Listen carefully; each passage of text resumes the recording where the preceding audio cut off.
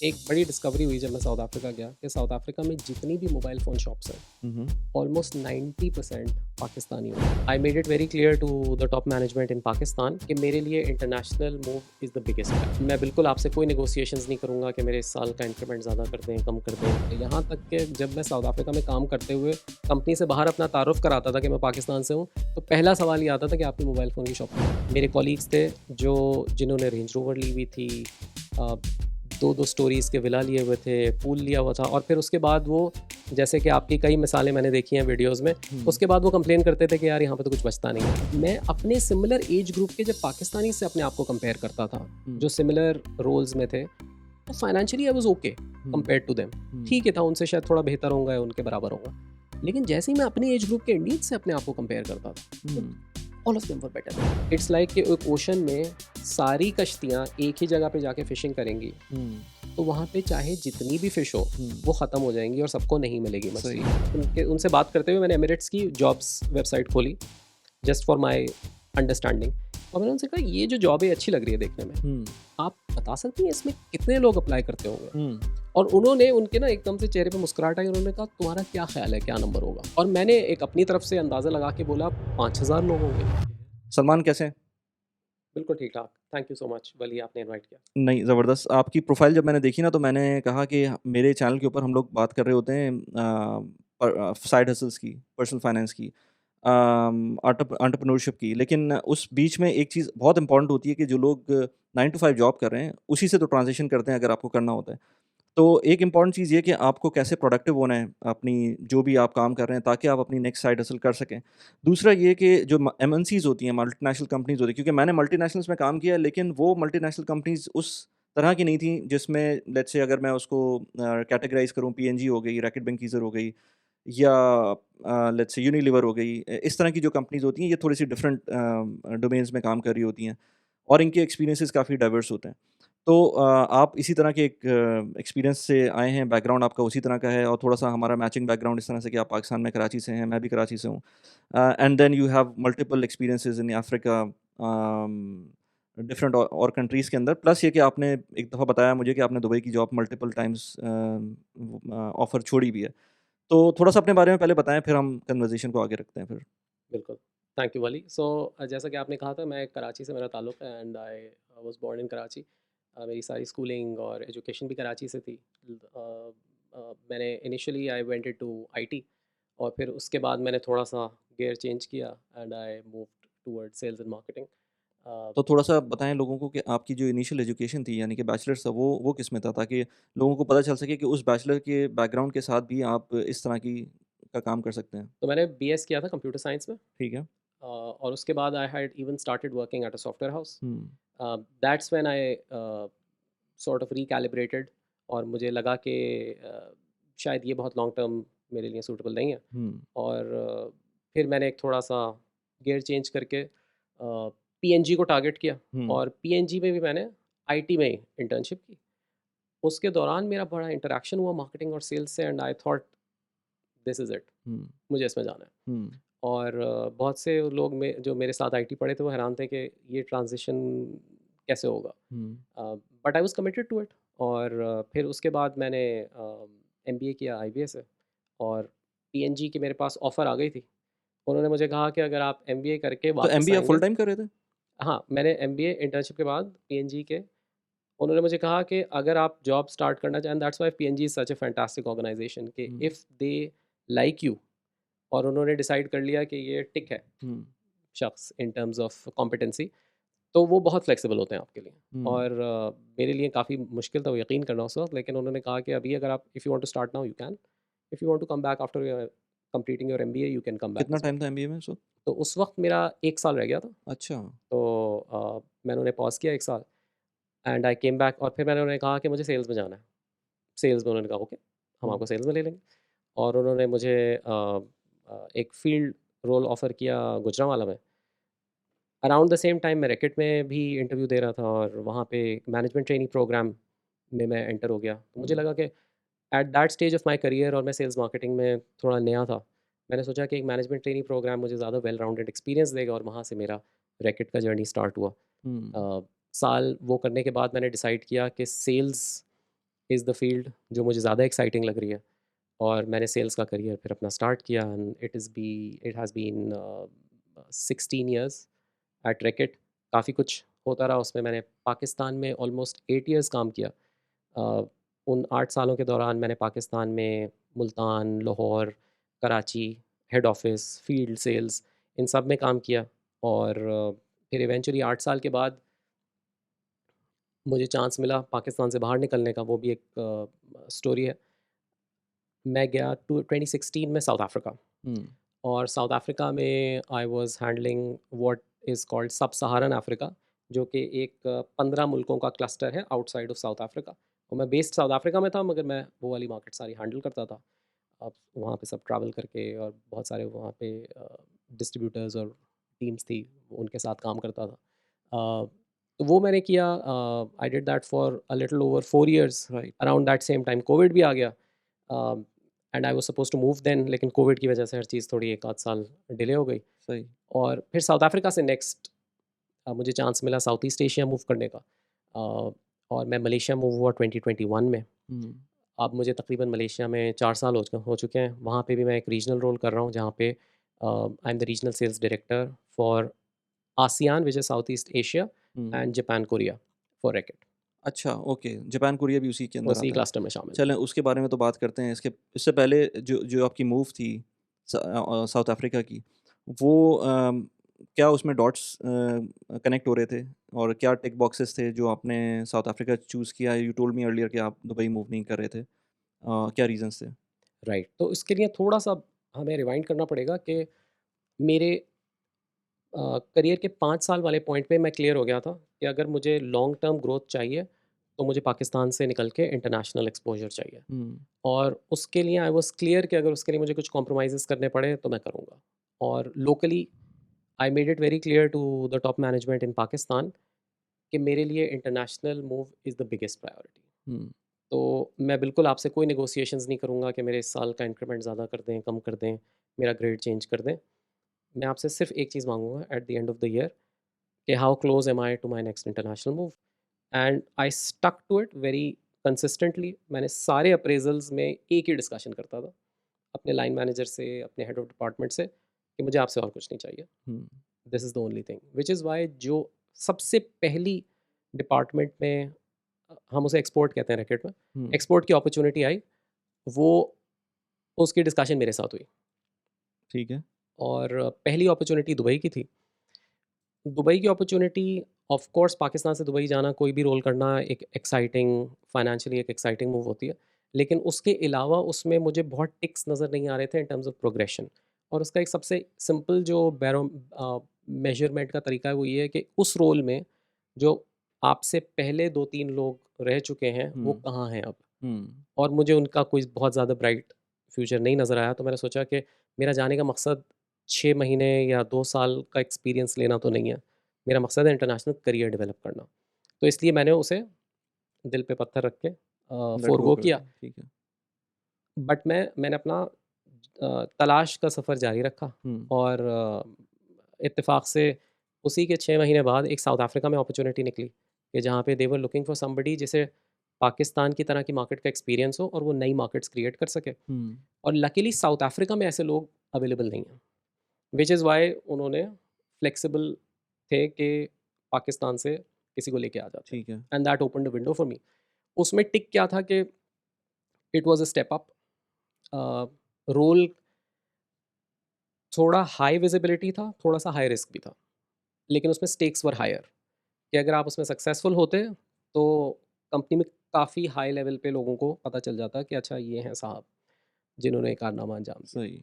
तो मैंने थोड़ा-सा वो रिस्क लिया, गैम्बल कहना चाहिए रिस्क के बजाय, और मैं उसमें कूद पड़ा। उस वक़्त मुझे याद है कि मैं सबको बताता था कि मैं अफ्रीका में किसी मुल्क नहीं गया हूँ आज तक, और मुझे साउथ अफ्रीका के बारे में भी सिर्फ़ नेल्सन मंडेला का नाम पता है, हुँ, और क्रिकेट टीम वालों के नाम पता है, उसके सही। अलावा मुझे कुछ नहीं पता। अगर आप यूएस के स्टॉक्स में इन्वेस्ट करना चाहते हैं और आप जीसीसी कंट्रीज़ के अंदर रहते हैं, तो आपके पास एक बहुत अच्छा प्लेटफ़ॉर्म है बराका का। बराका के थ्रू आप यूएस के स्टॉक्स में सीमलेसली इन्वेस्ट कर सकते हैं without any worries, without any hassle. बहुत आराम से इन्वेस्ट कर सकते हैं। मैं खुद भी बराका के थ्रू इन्वेस्ट करता हूँ यूएस के स्टॉक्स के अंदर, भले वो स्टॉक्स हों लाइक अमेजोन, गूगल, माइक्रोसॉफ्ट, या फिर आपके पास ईटीएफ हों जिनके अंदर आपको इन्वेस्ट करना है।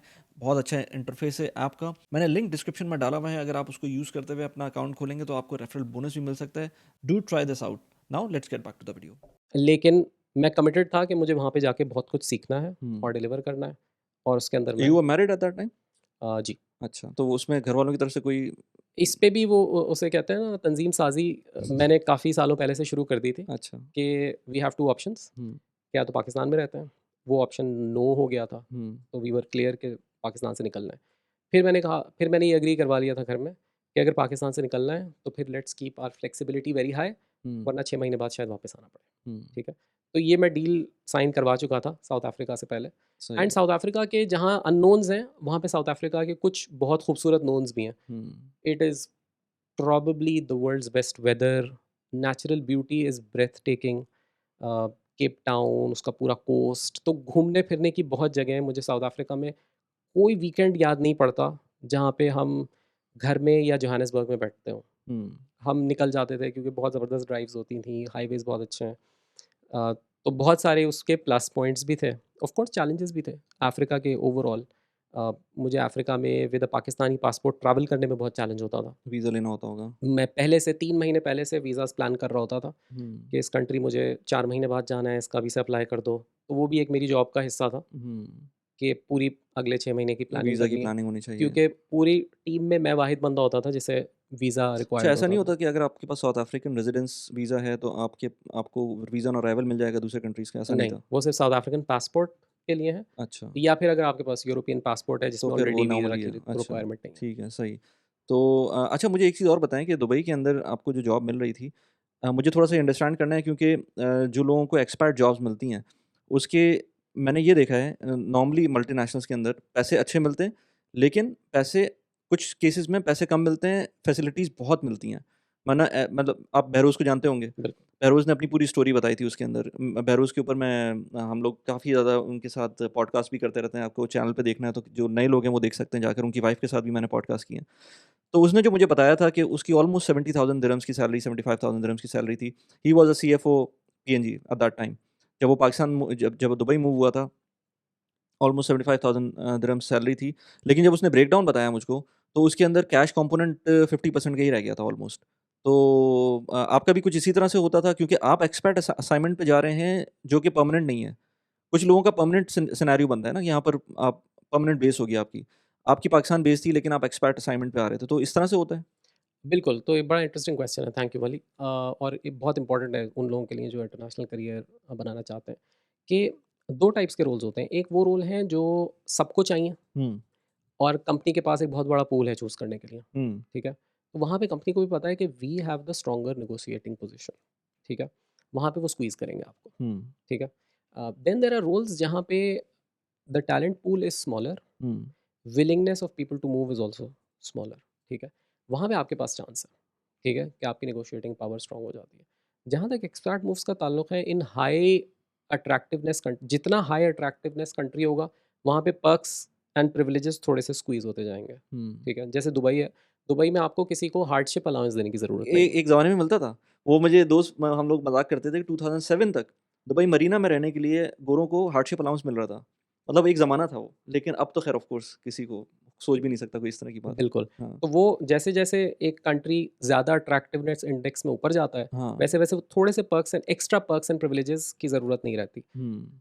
साउथ अफ्रीका में थोड़ा-सा डिफरेंट था कि हुँ। मेरा जो पर्क्स वाला बेनिफिट था वो ज़्यादा था, कि आपको स्कूलिंग मिल रही है, आपको रेंट्स मिल रहे हैं, ठीक है? तो सैलरी डॉलर में मिल रही है, which becomes a big advantage, because वहाँ पे अगर डिवैल्यूएशन हो रही है तो मुसलसल, आप पे इम्पैक्ट नहीं आप हो रहा। बिल्कुल हुँ। अनइम्पैक्टेड हैं। टैक्स तो दे रहे थे आप वहाँ पर? हाँ, बिल्कुल, टैक्स बहुत हेवी था। हाँ। लेकिन at the same time south Africa में कॉस्ट ऑफ लिविंग इतना लो था कि मेरे सर्कल में और मेरे लेवल पे जितने लोग थे, वो उनके पास चॉइस थी कि रेंज रोवर रख सकते हैं, अच्छा।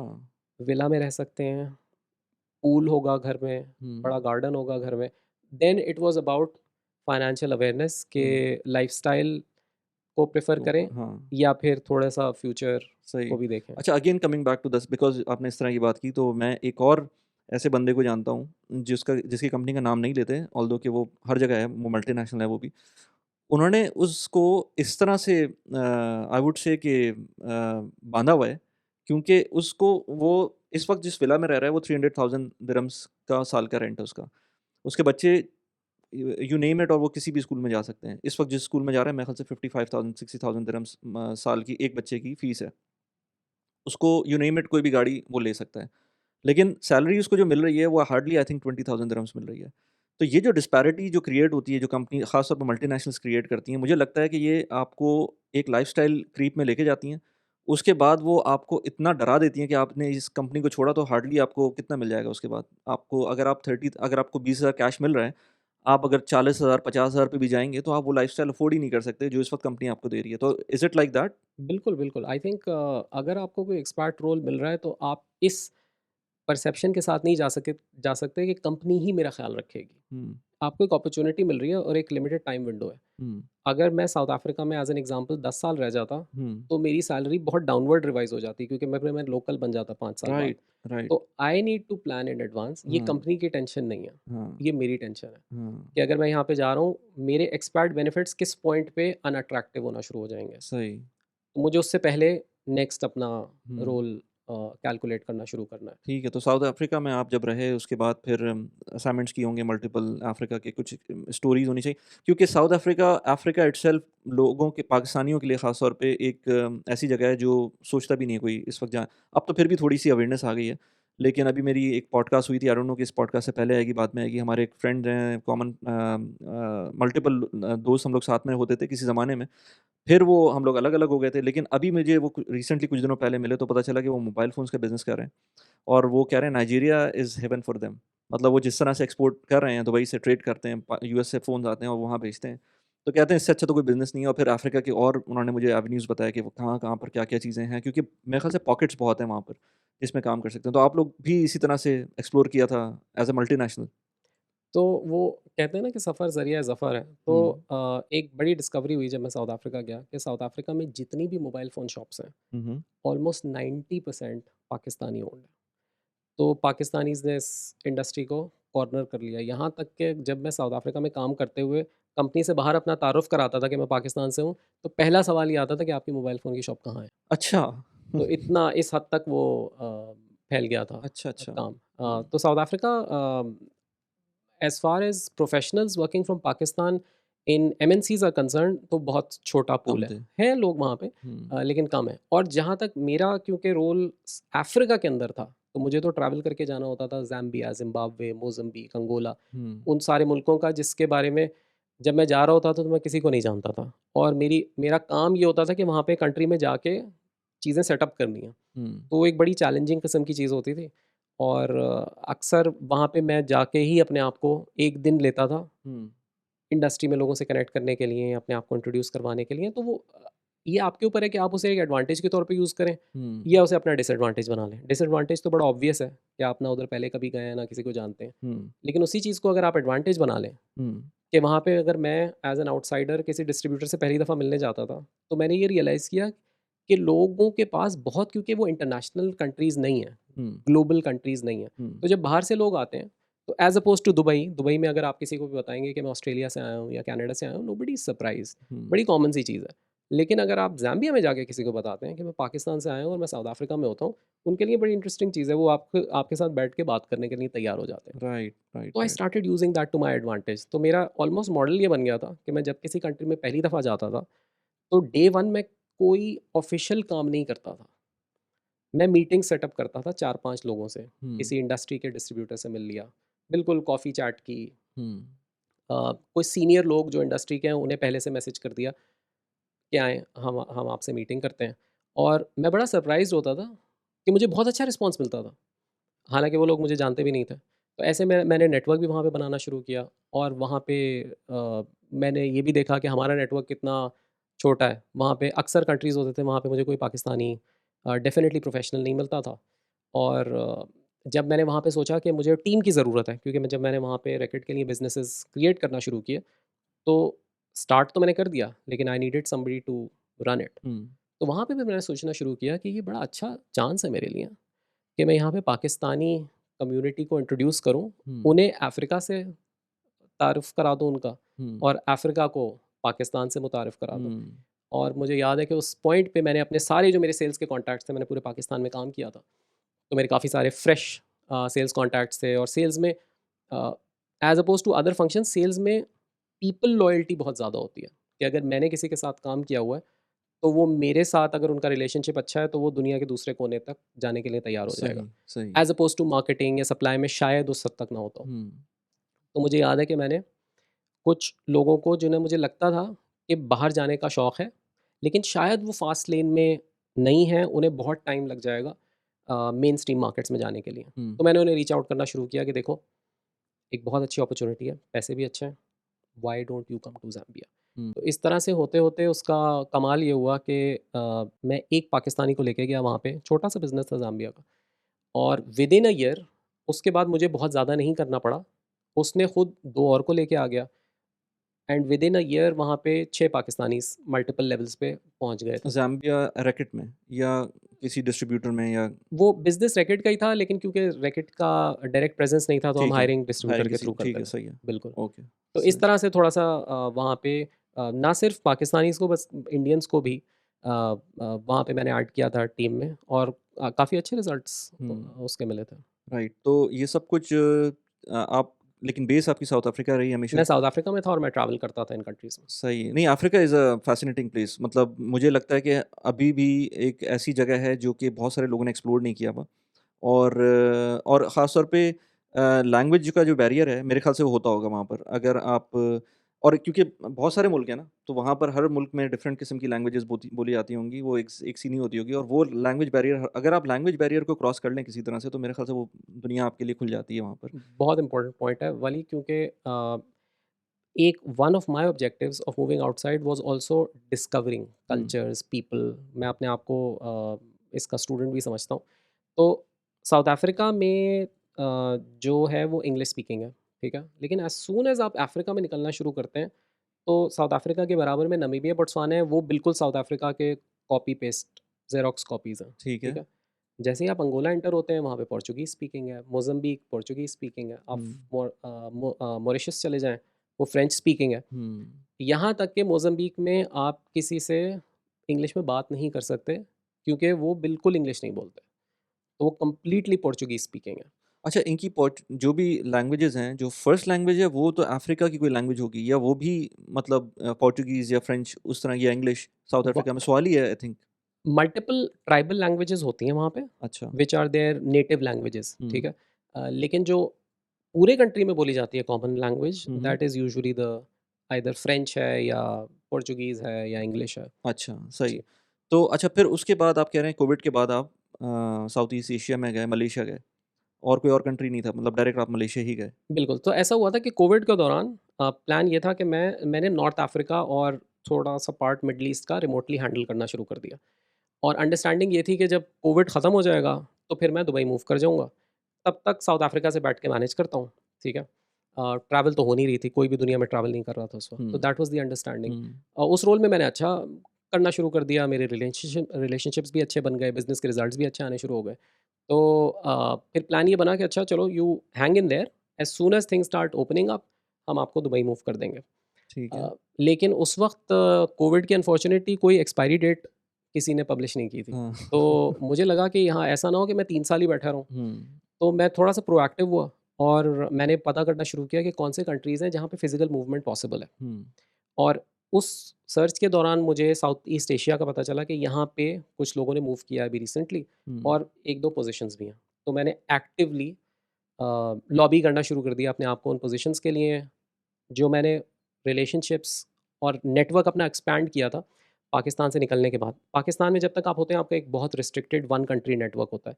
As soon as you go out, you are exposed to multiple countries, ठीक डिफरेंट है, पीपल। तो बिल्कुल। मैंने 1-2 साल मुझे लगे उन कॉन्टैक्ट्स को स्ट्रॉन्ग करने में। अ, उन्हें फिर मैंने यूज़ किया, और उन्होंने भी ऑब्वियसली मुझे बहुत हेल्प की, रेसिप्रोकेट किया, और that's how I was able to move to Malaysia. ये 2021 की बात है। अगर आप एक्सपैट हैं और बैक होम पैसे भेजते हैं, पाकिस्तान, इंडिया, नेपाल, बांग्लादेश कहीं भी पैसे भेजते हैं, तो आपके लिए एक बहुत अच्छी ऐप है टैप टैप सेंड की। टैप टैप सेंड के थ्रू आप पूरी दुनिया में कहीं भी हों, चाहे यूएस में हो, यूरोप में हो, यूएई में हो, कहीं भी हो, आप बहुत आराम से पैसे भेज सकते हैं विदाउट एनी एडिशनल चार्जेस। सबसे अच्छी बात यह है कि इस ऐप के थ्रू जब आप पैसे भेजते हैं तो बहुत जल्दी रिसीव होते हैं और आपके पास एक रिकॉर्ड रहता है कि आपने कितने पैसे भेजे हैं, किस रेट पे पैसे भेजे हैं। रेट भी बहुत अच्छे होते हैं। मेरा रेफरल कोड यूज़ करेंगे तो आपको 25 दिरहम्स, $10, 10 पाउंड्स या 10 यूरोस का रेफरल बोनस भी मिल सकता है। लिंक मैंने डिस्क्रिप्शन में डाला हुआ है और कमेंट में भी आपको मिल जाएगा। Send money and enjoy. Now let's get back to the video. अच्छा, मलेशिया में सबसे जो मुझे क्वेश्चन है आपसे सबसे बड़ा, जैसे साउथ अफ्रीका में आपसे टैक्स, क्योंकि मैं दुबई में रहता हूँ ना, तो दुबई में तो मैंने 15 साल से कोई टैक्स नहीं दिया। तो वो चीज़ जो है ना मुझे थोड़ी-सी होती भी है कि अगर किसी और मुल्क जाते हैं जहाँ पर टैक्स देना पड़ जाता है तो ये पूरा एक जो है ना पैंडोरा बॉक्स है, क्योंकि उसके अंदर हर तरह की चीज़ें आ रही होती हैं। तो आपको मलेशिया में भी जो एक्सपैट पैकेज था वो मिला था और उस पे भी ऑफ कोर्स टैक्स होगा। तो दुबई से कंपेयर करें तो वो कैसा था? अगर मलेशिया का पैकेज उस टाइम पर देखें?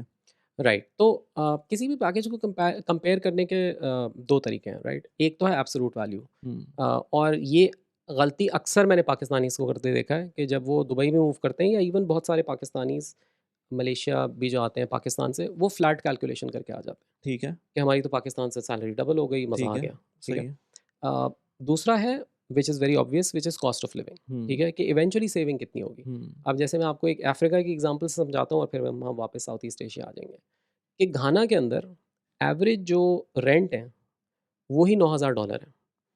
अब अगर किसी को $10,000 की सैलरी मिल रही है, वो सुनने में एक्साइटिंग ज़रूर लगती है, $9,000 हैं। लेकिन उसमें से $9,000 तो अच्छा, ये एक चीज़ मैंने बेसिक सी। हाँ, ये चीज़ नाइजीरिया के बारे में भी सुनी है, जो अच्छे बिल्कुल, कंपाउंड्स हैं, वहाँ पर आपको बहुत एक्सपेंसिव पड़ता है वो। बिल्कुल, एग्जैक्टली ठीक है।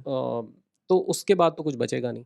अ, मलेशिया के केस में मलेशिया में भी अ, मलेशिया का कॉस्ट ऑफ लिविंग बहुत लो है कंपेयर टू दुबई। हुँ, ठीक है, मलेशिया का कॉस्ट ऑफ लिविंग अगर मैं cosmopolitan countries like Dubai and Singapore से कंपेयर करूँ तो cost of living is very low. हुँ, अब ये आपने फिगर आउट करना है कि इक्वेशन आपकी अट्रैक्टिव बन रही है या नहीं बन रही, राइट? मैं ये कहूँगा कि अगर आपको सेम पोजीशन मिल रही है और आप इतने फॉर्चुनेट हैं हुँ, मलेशिया में और दुबई में सेम पोजीशन मिल रही है, तो डेफिनेटली आपका कम से कम 15-20% का आपको एडवांटेज मिलेगा दुबई दुबई में इन में, टर्म्स ऑफ सेविंग्स। सही। ठीक है, लेकिन ये तो पूरे इक्वेशन का एक हिस्सा हुआ, हुँ, क्योंकि आपको अगर किसी भी पोजीशन के लिए दुबई आना है तो आप हमेशा उस पोजीशन में तो नहीं रहेंगे। हुँ, तो दूसरा मेरी नज़र में एक जो वेरिएबल आता है वो प्रोग्रेशन का भी आता है। अब मैं जिस पोजीशन में मलेशिया में मूव हुआ था, मेरी उससे 2 साल के अंदर आई प्रोग्रेस्ड 1 लेवल अप। डायरेक्टली मैंने अपने बॉस को रिप्लेस कर दिया। ठीक है, ठीक है? ये ट्रांज़िशंस मुझे दुबई में बहुत कम सुनने को मिलती हैं। सही बात है। ठीक है? बिल्कुल। Again because it is not a function of कि मैं अगर दुबई जाता तो मैं वहाँ पे ख़राब होता और मैं मलेशिया में अच्छा हो गया। It is about talent density as well. हुँ, ठीक है? दुबई हुँ, में आप आज पोज़ीशन खोलें, आपको ऑस्ट्रेलिया से, कनाडा से, इंडिया से, हर जगह से हर बंदा आने को तैयार है, राइट? हुँ, मलेशिया इतना ग्लोबल नहीं है। ठीक है? तो अगर वहाँ पे आप पहुँच गए, ठीक है? और वहाँ पे आपने अच्छा करना शुरू कर दिया, तो उस लेवल का कॉम्पिटिशन आपके सामने नहीं होगा। सही, तो आपकी प्रोग्रेशन के चांसेस बढ़ जाएँगे। ठीक है। तो ये मैं काफ़ी कॉन्फिडेंटली कह सकता हूँ कि अगर मैं उस पॉइंट पे दुबई गया होता, तो शायद मैं सेम पोज़ीशन पे ही होता आज। हुँ, यहाँ पे मुझे एक चांस था कि मैं एक्सेल करूँगा, शाइन करूँगा, तो शायद मैं जल्दी ग्रो कर जाऊँ। हुँ, and I was able to grow, which is why जो इक्वेशन है वो हर साल इम्प्रूव होती चली गई।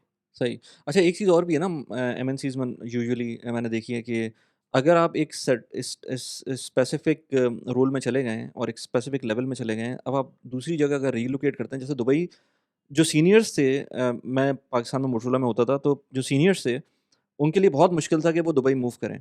क्योंकि एक मल्टीनेशनल का एक रूल है कि आप स्टेप डाउन नहीं कर सकते। आप जहाँ भी जा रहे हैं, आपको स्टेप अप करना पड़ेगा या सेम रोल में जाना होगा।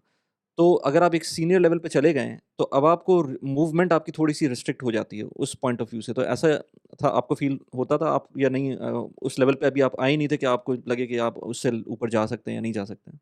नहीं, आई थिंक जिस वक़्त मैं साउथ अफ्रीका से जा रहा था तो शायद वो लेवल नहीं आया था। हाँ। लेकिन डेफ़िनिटली मलेशिया आने के बाद अब 3 साल वहाँ गुज़ारने के बाद अब वो लेवल बिल्कुल आना शुरू हो गया। हुँ, but that is the fun of growing in life, um, right? कि हुँ, जैसे-जैसे आप ग्रो करते हैं वैसे-वैसे चैलेंजेस बढ़ते चले जाते हैं। हुँ, क्योंकि वो कहते हैं ना it's lonely at the top. तो हाँ, वो वही प्रिंसिपल कॉर्पोरेट में अप्लाई करता है। जूनियर लेवल पे एडवांटेज जो सबसे बड़ा आपका है, जिसकी वजह से मेरा एक फ़र्म बिलीफ है कि अगर किसी को इंटरनेशनल करियर चाहिए तो उसे जल्दी करना चाहिए, वो डिले ना करे कि पहले मैं सेट होऊंगा, फिर मैं समझूंगा, फिर मैं मेच्योर होऊंगा।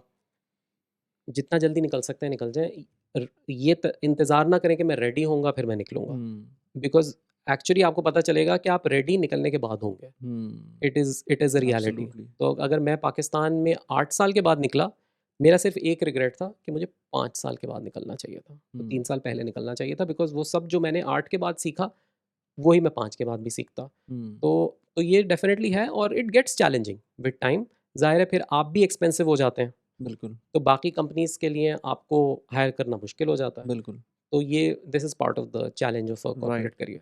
अच्छा, जो मेरा चैनल है यूट्यूब का, उसके अंदर एक बहुत बड़ा जो पार्ट है वो पर्सनल फाइनेंस का, फाइनेंशियल इंडिपेंडेंस का और growing your wealth. So being in multinational, मैंने बहुत सारे लोगों को देखा है जो बहुत गलतियाँ कर रहे होते हैं। इवन मैंने एमबीएस को देखा है, चार्टर्ड अकाउंटेंट्स को देखा है जो कि लाइफस्टाइल क्रीप में जाते हैं और वो बहुत सारी गलतियाँ उस तरह से कर रहे होते हैं जो कि ऑब्वियस होती हैं। अभी मेरे पास एक ईमेल आई हुई थी, वो साहब कह रहे थे कि मेरे पास मेरी 31 he is 31 and he is making 65,000 dirhams a month, और उसके बाद वो कह रहा है एट मैक्स मेरा 10% बचता है। तो ऑफ कोर्स उस फिर जब मैंने उनको ब्रेकडाउन देखा तो बहुत गलतियाँ नज़र आ रही थी उसमें, ऑटोमैटिकली सब कुछ आपको नज़र आ रहा है सामने, लेकिन बंदा जब एक चीज़ में करना शुरू कर देता है फिर उससे स्टेप बैक करना बहुत मुश्किल होता है। तो आपको रियलाइज़ेशन हुई किसी टाइम पॉइंट पर कि आपको भी इस या पाकिस्तान से ही थी या बाहर जाके रियलाइज़ेशन हुई कि फाइनेंशियल इंडिपेंडेंस भी कोई चीज़ होती है और उसको भी देखना चाहिए? तो पहली बात ये वाली कि मैं आपके चैनल का ना सिर्फ अभी आज गेस्ट हूँ, बल्कि लॉन्ग टाइम फॉलोअर भी हूँ। और आई वुड से कि मेरा जो सर्कल है, विच इज़ द सर्कल के जिसमें लोग एमएनसीज़ में गए, पाकिस्तान की अच्छी यूनिवर्सिटी से पढ़ के, और वहाँ पे उन्होंने ग्रो किया। हुँ, मेरे ख़्याल में ये बहुत कॉमन है प्रॉब्लम उन सब में, क्योंकि उनका सबसे पहला जो आई थिंक मिसकंसेप्शन है, जो मेरा भी था, कि ये जिस रैट रेस में हम आ गए हैं, हम इसमें हमेशा रहेंगे और हमेशा चीज़ें ऊपर ही जाती रहेंगी। तो इस साल जो मिल रहा है वो पूरे साल सेव करो और फिर एक टर्की में वेकेशन पे वो सारा उड़ा दो, ठीक है। राइट? हुँ, सो पहली चीज़ जो आई थिंक अपने आप को कन्विंस करने की ज़रूरत है कि कुछ भी एवर लास्टिंग नहीं है, हुँ, ठीक है? हुँ, दुनिया अनप्रिडिक्टेबल है, बिल्कुल। फ्यूचर अनप्रिडिक्टेबल है। हुँ, तो आज जो मिल रहा है, make the best use of it. तो मैंने भी आई वुड से कि करियर के शुरू में इस एकदम से एक एक्साइटमेंट आती है ना, और आई थिंक होता ये भी है कि अ लॉट ऑफ पीपल, स्पेशली मैं अपने बारे में कह सकता हूँ कि मेरी जो सैलरी जो मुझे शुरू में मिली, अ, वो मेरे पास एकदम से उसने मेरी लाइफ चेंज कर दी। स्टाइल को ट्रांसफॉर्म कर दिया, बिल्कुल। ठीक है? और वो उसका एक मज़ा होता है, हुँ, ठीक है? और वो आप रियलाइज़ नहीं करते कि अब साल तो गुज़रते जा रहे हैं और आप सेव नहीं कर रहे, ठीक है? और अब उस लाइफ़स्टाइल क्रीप, जिसका जो बहुत अच्छा डिस्क्रिप्शन है, हुँ, वो आपके चारों तरफ हर शख़्स लाइफ़स्टाइल क्रीप में लगा हुआ है, हुँ, ठीक है? और वही सर्कल को आप फ़ॉलो करना शुरू कर देते हैं। हुँ, और ये पाकिस्तान से निकलने के बाद भी मेरी इसमें बिल्कुल ट्रेनिंग अच्छी नहीं थी, स्पेशली जब मैं पाकिस्तान में था। मैं आई वुडेंट से कि मैं इर्रेस्पॉन्सिबल था, लेकिन मैं को बहुत ज़्यादा वेल प्लान्ड नहीं कर रहा था। ठीक वो है। खुशकिस्मती है कि मेरे फादर इस वाले प्रोसेस में ज़रा करीब थे, अच्छा, गुड। तो हुँ, उनकी वजह से प्रॉपर्टीज़ बन गई और मैंने भी कंट्रीब्यूट हुँ, किया और वो उस तरह से हो गया। हुँ, लेकिन आई थिंक मेरी अपनी पर्सनल अंडरस्टैंडिंग बहुत अच्छी नहीं थी, और उसके ऊपर सबसे बड़ी बात, मैं टाइम भी स्पेंड नहीं करता था कि ठीक है। इसकी प्लानिंग करनी है। और उसका एक बहुत बड़ा प्रूफ ये भी था कि जब साउथ अफ्रीका में गया, और बहुत सारी एक्सपैट असाइनमेंट्स में क्या होता है कि आपको इनिशियली एक मूविंग बोनस मिलता है, तो आपके हाथ में एकदम से हुँ, एक अच्छी अमाउंट आ जाती है if you are doing an expat role which is an international assignment. हुँ, और मुझे याद है कि जब मैंने साउथ अफ्रीका मूव किया था, तो वो तकरीबन सारी अमाउंट मैंने यूज़ कर दी खर्च थी। कर दी थी, और मैं समझ रहा था कि मैंने बड़ा कोई कमाल काम किया, ज़बरदस्त गाड़ी ले ली और सब कुछ कर दिया, ठीक है? और उसी के बाद इमीडिएटली आई थिंक मैंने 6 महीने बाद रियलाइज़ किया कि ये ब्लंडर था, अब ये मुझे रिपीट नहीं करना चाहिए। हुँ, तो फिर मैंने एटलीस्ट उसे कॉम्पेंसेट करने के लिए, वहाँ पे मैंने पहली दफ़ा रियलाइज़ किया। हुँ, उसे कॉम्पेंसेट करने के लिए फिर मैंने 5 साल गाड़ी चेंज नहीं की, राइट, मैंने घर चेंज नहीं किया, सही। ठीक है? हुँ, अ, लेकिन डेफ़िनेटली ये आई थिंक ये सिर्फ़ मेरा नहीं, बल्कि ये वो पूरी कम्युनिटी है, हुँ, पाकिस्तान में मल्टीनेशनल्स में जो लोग काम करते हैं, उनके केस में ये एक बहुत बड़ा चैलेंज मैंने देखा है। और मैंने तो फिर भी आपको बहुत बेसिक स्टोरी बताई है। मैंने भी बहुत एक्सट्रीम एक्सट्रीम एग्जांपल्स देखे हैं, जहाँ पे लोग ओवर एक्साइटेड हो जाते हैं, हुँ, और उन्हें लगता है कि ये बस जो चल रहा है, स्पेशली ओवरसीज़ जाने के बाद, बिकॉज़ उनका अर्निंग का लेवल इंक्रीज़ हो जाता है, उन्हें लगता है अब ये तो हमारी फॉरएवर अर्निंग है, और वो लाइफ़स्टाइल क्रीप के शिकार हो जाते हैं। मुझे याद है कि साउथ अफ्रीका में भी मेरे कॉलीग्स थे जो जिन्होंने रेंज रोवर ली हुई थी, 2-2 स्टोरीज़ के विला लिए हुए थे, पूल लिया हुआ था और फिर उसके बाद वो, जैसे कि आपकी कई मिसालें मैंने देखी हैं वीडियोज़ में, हुँ, उसके बाद वो कंप्लेन करते थे कि यार यहाँ पे तो कुछ बचता नहीं है, हुँ, ठीक है? और मैं यही हुँ, सोचता था कि I think it's basic maths, हुँ, बच तो नहीं सकता इस तरह से। तो ये definitely I think it's a big problem. मुझे रियलाइज़ेशन हुई थी आई थिंक साउथ अफ्रीका जाने के 2 साल बाद। अच्छा, and this was around the time जहाँ पे फिर मैंने कैलिब्रेट करना शुरू किया और मेरा एक्सपोज़र बहुत बढ़ गया। क्योंकि ठीक है। मुझे अब इस पॉइंट पे साउथ अफ्रीकन्स और साउथ अफ्रीका में जो एक्सपैट्स थे, उनसे इंटरैक्शन होना शुरू हुआ और I have to be very honest, मेरा इंडियन से बहुत ज़्यादा इंटरैक्शन होना शुरू हुआ हुँ, और उसने भी मेरी दिमाग की कुछ जो है ना वो तबक रोशन कर दिए। हाँ, और वहाँ पे फिर मैंने अपने आप से वो सवाल करने शुरू कर दिए कि सिंपल बेंचमार्किंग थी कि मुझे एक चीज़ बड़ी सिंपल नज़र आनी शुरू हो गई, जिसने मुझे बड़ा तंग करना शुरू किया, व्हिच वाज़ कि मैं अपने सिमिलर एज ग्रुप के जब पाकिस्तानी से अपने आप को कंपेयर करता था, हुँ, जो सिमिलर रोल्स में थे, तो financially I was okay hmm, compared to them. हुँ, ठीक ही था, उनसे शायद थोड़ा बेहतर होऊँगा या उनके बराबर होऊँगा। लेकिन जैसे ही मैं अपने एज ग्रुप के इंडियंस से अपने आप को कंपेयर करता था, तो हुँ, all of them were better than me. और मैं हुँ, सोचता था कि इसकी क्या वजह हो सकती है? हुँ, क्योंकि सेम लेवल है, सेम पोज़ीशन है, same number of years of experience है। शायद ठीक है, मुमकिन है कि उन्हें इंडिया में थोड़े ज़्यादा बेहतर पैसे मिलते हों, लेकिन यहाँ पे तो अब हम सेम लेवल पे हैं, सिमिलर सैलरीज़ हैं। सही। And then I started poking a little bit और मैंने उनके साथ ज़रा टाइम स्पेंड करना शुरू किया। तो वहाँ पे मुझे ज़रा रियलाइज़ेशन और लर्निंग्स होना शुरू हुँ, हुई और वहाँ से फिर मैंने अपना थोड़ा-सा इम्प्रूवमेंट का जर्नी स्टार्ट किया और वो एक वो आई थिंक एक लंबा लर्निंग जर्नी है। उसमें 1 दिन में या इवन 1 साल में आप बिल्कुल उस पे स्टेबल बिल्कुल सही या कह रहे अच्छे हैं। नहीं हो सकते। बिल्कुल सही कह रहे हैं। एक तो ये कि जब आपको एक्सपोज़र मिलता है, अच्छा एक्सपोज़र भी सही लोगों का मिले ना, मैं इंडियंस को भी जानता हूँ जो एक्स्ट्रावेगेंट होते हैं और बहुत मिलते हैं ऐसे, लेकिन मेजॉरिटी ऑफ़ द केसेज़ जो है वो सेन लोग होते हैं। अब उसमें कुछ लोग ऐसे भी होते हैं जो कि दूसरे एंड पे चले जाते हैं, स्पेक्ट्रम के बिल्कुल दूसरी साइड पे चले जाते हैं, बिल्कुल ही खर्च नहीं करते, वो एक अलग सिनेरियो बनता है। लेकिन मीडियोकर लेवल के ऊपर अगर आप हैं ना, तो आप बहुत अच्छा परफ़ॉर्म कर सकते हैं। इसके अंदर जो सबसे इम्पोर्टेंट चीज़ बनती है वो ये कि आपके कंपनी जो है ना वो बेहतर होनी चाहिए, वरना आपको हर तरह के लोग मिल सकते हैं। लेकिन हाँ, पाकिस्तानियों में मैंने ये देखा है कि वो थोड़ा-सा शोर-शा के अंदर जो है ना चले जाते हैं और फिर उससे रिकवर करना बहुत मुश्किल होता है। जब आप इस चीज़ के अंदर चले जाते हैं ना, और मैं अभी भी देखता हूँ मेरे कुछ दोस्त ऐसे हैं, जिनको लगता है कि वन्स उनके पास पैसे आ गए हैं तो ये अब उनके हिसाब से चलेगा सब कुछ, और मैंने ऐसे लोगों को देखा है जो इस तरह से सोचते हैं और डाउन द लाइन 5 इयर्स उसके बाद जॉब वैसी नहीं रहती। अगर आप जॉब में, सबसे बड़ी बात वही है ना कि आप जॉब में, मैं अभी भी किसी से बोलता हूँ अगर मेरे पास 5 साल, 6 साल, 10 साल पुरानी गाड़ी है, तो मेरा टारगेट गाड़ी चेंज करना नहीं है, मेरा टारगेट ये है कि अगर मेरी जॉब जाती है तो मुझे कोई प्रॉब्लम ना आए, मेरी फैमिली को कोई प्रॉब्लम ना आए। लेकिन अगर आपका टारगेट गाड़ी है या लाइफ़स्टाइल है, तो फिर उसके अंदर वो टारगेट है आपका। फिर उसके बाद अगर कोई मिसहैप होता है आपके साथ, तो उससे आप रिकवर अगर नहीं कर पाते तो फिर ये गलती आपकी है। इसमें कोई ऐसी नहीं है कि मुल्क की कोई गलती है। दुबई में आप आते हैं, यहाँ पर आपको टैक्स, ज़ीरो टैक्स होता है। लेकिन ऐसी सैलरीज़ लोगों को मिल रही होती हैं कि अगर वो कनाडा चले जाएँ, यूके चले जाएँ, तो वो उसपे 60% का टैक्स इम्प्लीमेंट होगा। और हम अगर मल्टीनेशनल्स की बात करें, तो उसके अंदर तो उनको वो चीज़ें जो कि स्कूलिंग होती है और ये सारी चीज़ें भी फ्री मिल रही होती हैं। तो उसमें तो जो जो लोग हैं, उनको कोई एक्सक्यूज़ ही नहीं है कि वो सेव ना कर सकें, क्योंकि वो जो लोग यूके में होंगे, वो इवन दो कि 60% का टैक्स लगेगा, उसके बाद भी वो सेविंग भी करेंगे, घर भी बनाएँगे, इन्वेस्ट भी करेंगे, सब कुछ करेंगे। अच्छा, तो आपने ये सारी चीज़ें, तो ये तो एक माइंडसेट चेंज हुआ ना, लेकिन माइंडसेट चेंज होने के बाद प्रैक्टिकली क्या इम्प्लीमेंट किया उसके अंदर? आई थिंक ये बहुत इंपॉर्टेंट है और ये इसकी जो मिसाल मैं अपने आप को समझाने के लिए देता हूँ वो ये है कि अगर मुझे 5 केजी से अपना वज़न लूज़ करना है, अब उसके तरीके बहुत सारे हैं, हुँ, लेकिन सब तरीकों में एक चीज़ कॉमन है, एक्शन। हुँ, बिल्कुल, अब वो एक्सरसाइज से भी हो सकता है, वो फूड से भी हो सकता है, वो लाइफ़स्टाइल चेंज से भी हो सकता है और वो इन हुँ, तीनों के कॉम्बिनेशन से भी हो सकता है। बिल्कुल, अब फाइनेंशियल जो आपका जर्नी है, उसकी इम्प्रूवमेंट के लिए आपके लिए क्या सूटेबल है, ये आपको डिसाइड करना है। लेकिन एक चीज़ तो तय है कि अगर सेम इनपुट होगा, तो आउटपुट भी सेम ही होगा। हुँ, तो अगर कुछ चेंज नहीं करेंगे और आप सोचेंगे कि कुछ गैब से मदद आ जाएगी, तो वो तो नहीं होने वाला। मेरे केस में जो हेल्प किया था कि पहले मैंने अपने आप को कन्विंस करना था कि डिसिप्लिन पे मैं आया हूँ या नहीं। तो मैंने जो मेरे लिए काम किया उसे, जिस तरह आपका पॉइंट था ना गेमिफिकेशन पे, हाँ, हाँ, तो मैंने हाँ, स्टार्ट किया गेमिफिकेशन से ठीक है, कि ये अब इस साल जनवरी में मैंने डिसाइड कर लिया कि इस साल by the end of this year इतने इतने डॉलर्स मेरे अकाउंट में ऐड हो जाने चाहिए, ठीक है? तो वो और फिर उसके मैंने चेज़ करना शुरू किया और वो अचीव हो गया बाय सितंबर ठीक और है। मैंने सोचा कि ये तो बड़ा डूएबल है, सिंपल सेविंग थी वो। सिंपल सेविंग थी। ठीक फिर है। मैंने ईयर 2 में डिसाइड किया कि अब सेविंग के ऊपर तो मैं आ गया हूँ। हुँ, now I need to learn to invest, ठीक है। Basic investment, no risky extravagant investments um, but basic investments और मैंने अपना सेविंग का भी टारगेट डबल कर दिया।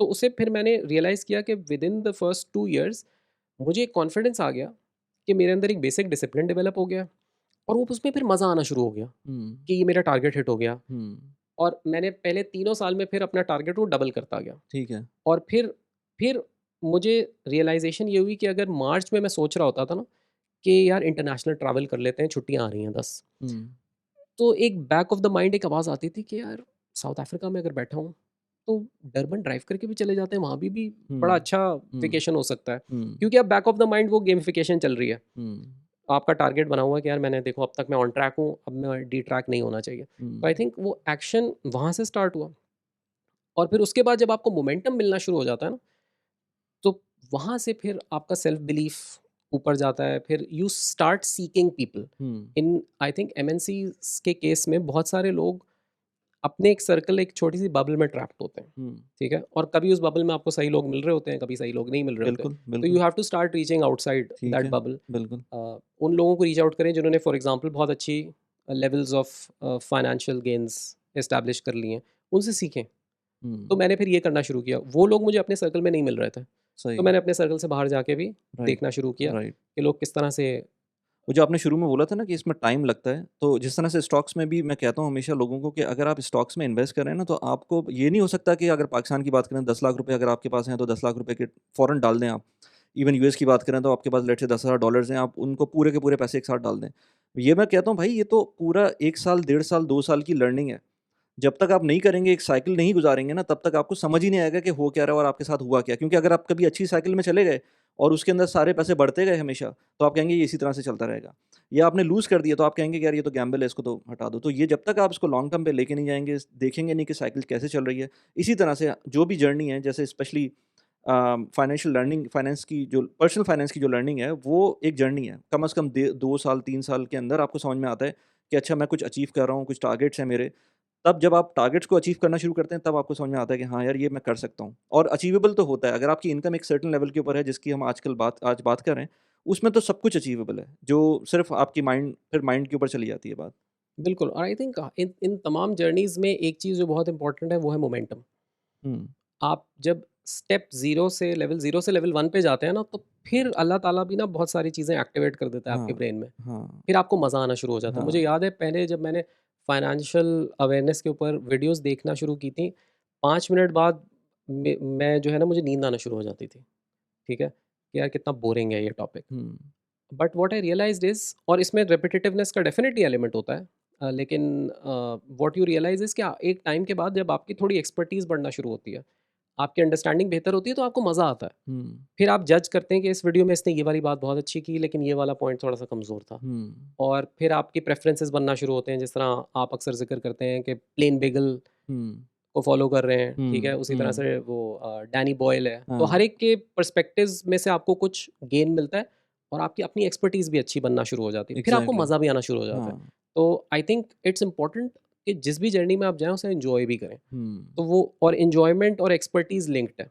बिल्कुल। जैसे-जैसे आपकी एक्सपर्टीज़ बढ़ती है, वैसे-वैसे आप हाँ, उसे हाँ, एन्जॉय भी बिल्कुल, बिल्कुल सही कह रहे हैं। उससे अगेन मुझे एक एग्ज़ाम्पल याद आई क्योंकि जब मैं यूट्यूब करता हूँ, अभी आपने देख ही लिया कि किस तरह का सेटअप है। इसको बनाने में शुरू में मुझे 2 घंटे लगते होंगे, ढाई घंटे लगते होंगे, फिर भी सही नहीं बनता था। लेकिन अब मुझे हार्डली आधे घंटे के नोटिस के ऊपर मुझे कोई कहे तो ये पॉडकास्ट सेटअप मैं पूरा अपने लिविंग रूम में बना लेता हूँ। इसी तरह से जब मैं शुरू में यूट्यूब कर रहा था, तो वो जब एक वीडियो अपलोड करने में from shooting, scripting, conceiving to upload वो 1 हफ़्ता लग जाता था। लेकिन अब जो है वो मुझे दिमाग में कोई एक एक थॉट आ जाए, मैं कभी-कभी तो आईफ़ोन से बना के उसको आधे घंटे में अपलोड कर सकता हूँ। तो ये चीज़ जब आप प्रैक्टिस कर रहे होते हैं, शुरू में मुश्किल लगती हैं, इसी तरह से सेविंग्स इन्वेस्टमेंट्स का भी ऐसी है कि जो शुरू में आपको बहुत मुश्किल लगती है, अपने आप को रोकना पड़ता है चीज़ों के लिए। आपको अपने कैलेंडर्स के अंदर टाइम फ़िक्स करना होता है कि मुझे चीज़ें ये देखनी है। अच्छा एक चीज़ मैंने और भी देखी है कि अगर आपके पास एक्स्ट्रा टाइम हो ना, टाइम एट योर डिस्पोज़ल हो और वो आप सही से यूटिलाइज़ ना कर रहे हो, तो वो हर सूरत में लीकेज होगी पैसों की वहाँ पर। चाहे आपकी हेल्थ ख़राब हो उसमें, चाहे आप उसमें मंचिंग करना शुरू कर दें, चाहे आप फ़ुज़ूल के पैसे खर्च करना शुरू कर दें या टाइम ज़ाया करना शुरू कर दें। अगर आपके पास टाइम कैलेंडर में बुक नहीं है, वो आपके लिए डेट्रिमेंटल है in the long run.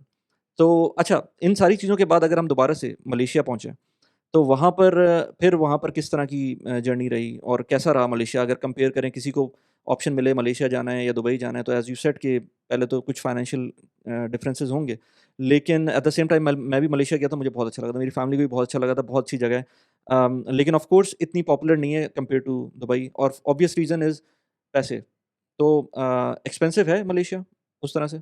Right. So I think, क्योंकि मेरा जहाँ तक रोल कंसर्न्ड है, मैं बेस्ड मलेशिया में हूँ हुँ, हुँ। और मैं साउथ ईस्ट एशिया का बिज़नेस, और उसमें जापान, कोरिया भी शामिल है, वो हैंडल करता हूँ। सही। तो एक तो है कंपैरिज़न मलेशिया का दुबई से, हुँ, फिर एक और कंपैरिज़न है मलेशिया का with places in south East Asia. हुँ।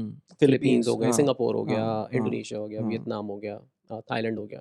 तो compared to all of those, तो इक्वेशन बहुत अच्छा है हुँ, मलेशिया का, क्योंकि कॉस्ट ऑफ लिविंग कम है। अगर हुँ, मैं सबसे पॉपुलर डेस्टिनेशन जो मलेशिया के कंपैरिजन में उस साइड पे, विच इज़ सिंगापुर, उससे कंपेयर करूँ, तो Singapore is a little more similar to Dubai, ठीक है? कि वो भी एक हब है, वो हुँ, फाइनेंशियल हब है, हुँ, राइट? लेकिन cost of living is very high, हुँ, ठीक है? और उधर टैक्स भी है, हुँ, ठीक है? तो मलेशिया उस हवाले से, तो मलेशिया उस हवाले से अच्छा है। पहले तो आप एडवांटेजेस देखें ना, आई थिंक हाँ, वो जो मैंने, आई थिंक हम उससे अलग से बात कर रहे थे कि आपको 4 वेक्टर्स पे हर चीज़ को करना पड़ेगा, राइट? कि मेरा लाइफ़स्टाइल कैसा है? मेरे फाइनेंशियल्स कैसे हैं? मेरा इसमें प्रोग्रेशन और फ्यूचर का क्या एलिमेंट है? ठीक हुँ, है? And then how is the culture? ठीक है? तो मलेशिया रहने के लिए बहुत अच्छी जगह है, ठीक है? The culture is very Muslim friendly also, तो आपको अ, उस हवाले से चैलेंजेस नहीं फेस करने पड़ते वहाँ पे। कल्चर वेलकमिंग भी है, मैंने तो ठीक है? वीआईपी मूवमेंट भी देखी वहाँ पर मलेशिया के अंदर कि रोड्स ब्लॉक भी हो जाती हैं, गाड़ियाँ गुज़र रही होती हैं जब तो एंट्रोच। आपको काफ़ी, हाँ, वो हाँ, बिल्कुल पाकिस्तान सी फीलिंग भी आ फीलिंग जाती भी है। आ जाती है कभी-कभी। हाँ, हाँ, लेकिन उसके साथ-साथ इंफ्रास्ट्रक्चर बहुत बहुत अच्छा अच्छा है। है, हाँ, खूबसूरत कंट्री भी है, हाँ, काफ़ी जगह घूमने-फिरने की भी हैं, हाँ, और आई think it's a good balance, ठीक है? तो इट्स ऑल्सो इम्पोर्टेंट कि देखें, अभी पाकिस्तान में क्या हो रहा है कि पाकिस्तान में बहुत सारे लोग निकलना चाहते हैं, हुँ, लेकिन जब इट्स लाइक कि एक ओशन में सारी कश्तियाँ एक ही जगह पे जाके फ़िशिंग करेंगी, हुँ, तो वहाँ पे चाहे जितनी भी फ़िश हो, हुँ, वो ख़त्म हो जाएँगी और सबको नहीं मिलेगी सही, मछली। सही। एज़ अपोज़ टू दैट, अगर हम सब थोड़े-थोड़े उन हुँ, कश्तियों को डिवाइड कर दें कि चलें दुबई 50 कश्तियाँ जाएँ, लेकिन मलेशिया भी 10 कश्तियाँ जाएँ, हुँ, ठीक है? तो सबका कलेक्टिव गेन बहुत ज़्यादा होगा। तो हुँ, अभी यही हो रहा है कि मेरे बहुत यहाँ पे बहुत अच्छे दोस्त हैं, जो एक यहाँ की बहुत रिप्यूटेबल हेड हंटिंग कंपनी के सीईओ हैं, नाम नहीं लेते। और उनसे मेरी अभी आने से पहले यही डिस्कशन हो रही थी कि वो कह रहे थे कि यार, मैं अब लोगों को समझाता हूँ कि प्लीज़ दुबई के अलावा भी कुछ सोचो, हुँ, क्योंकि जब हर बंदा एक ही जगह पे आने की कोशिश करेगा, तो दे विल इंश्योर कि 99.9% लोग फेल होंगे। और इसकी मैं आपको एक और एग्जांपल दूँ। अभी रिसेंटली मैं एमिरेट्स की एक एचआर डायरेक्टर हुँ, थी, जो एक इवेंट में आई हुई थी मलेशिया में। And I was fortunate enough, मैंने वो एक नेटवर्किंग अलग टॉपिक है कि हुँ। मैं उधर कैसे हाँ, उस पहुंच पे तो गया। मैं आऊँगा, उस पे मैं आऊँगा, लेकिन बिल्कुल। उनसे एक डिस्कशन का मैं एक हाईलाइट दे देता हूँ कि मैंने उनसे पूछा कि एमिरेट्स में उनसे बात करते हुए मैंने एमिरेट्स की जॉब्स वेबसाइट खोली, जस्ट फॉर माय अंडरस्टैंडिंग। और मैंने उनसे कहा, ये जो जॉब है अच्छी लग रही है देखने में, हुँ, आप बता सकती हैं इसमें कितने लोग अप्लाई करते होंगे? हुँ। और उन्होंने, उनके ना एकदम से चेहरे पे मुस्कुराहट आई, उन्होंने कहा, तुम्हारा क्या ख्याल है, क्या नंबर होगा? और अच्छा, मैंने और किस लेवल की जॉब थी?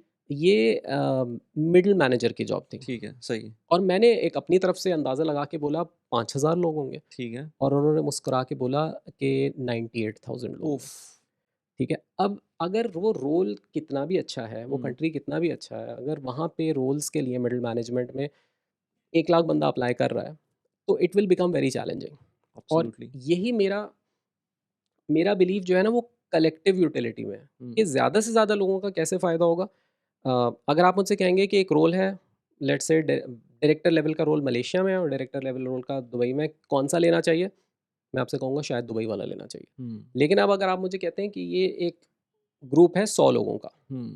अगर हमें इन्हें एम्प्लॉय करवाना है, तो हमें क्या करना चाहिए? तो फिर मैं आपसे कहूँगा कि कुछ 10 को को, कुछ हाँ, को दुबई जाना चाहिए, हाँ। कुछ को मलेशिया जाना चाहिए। और यही प्रिंसिपल मैंने अफ्रीका में डिप्लॉय किया था।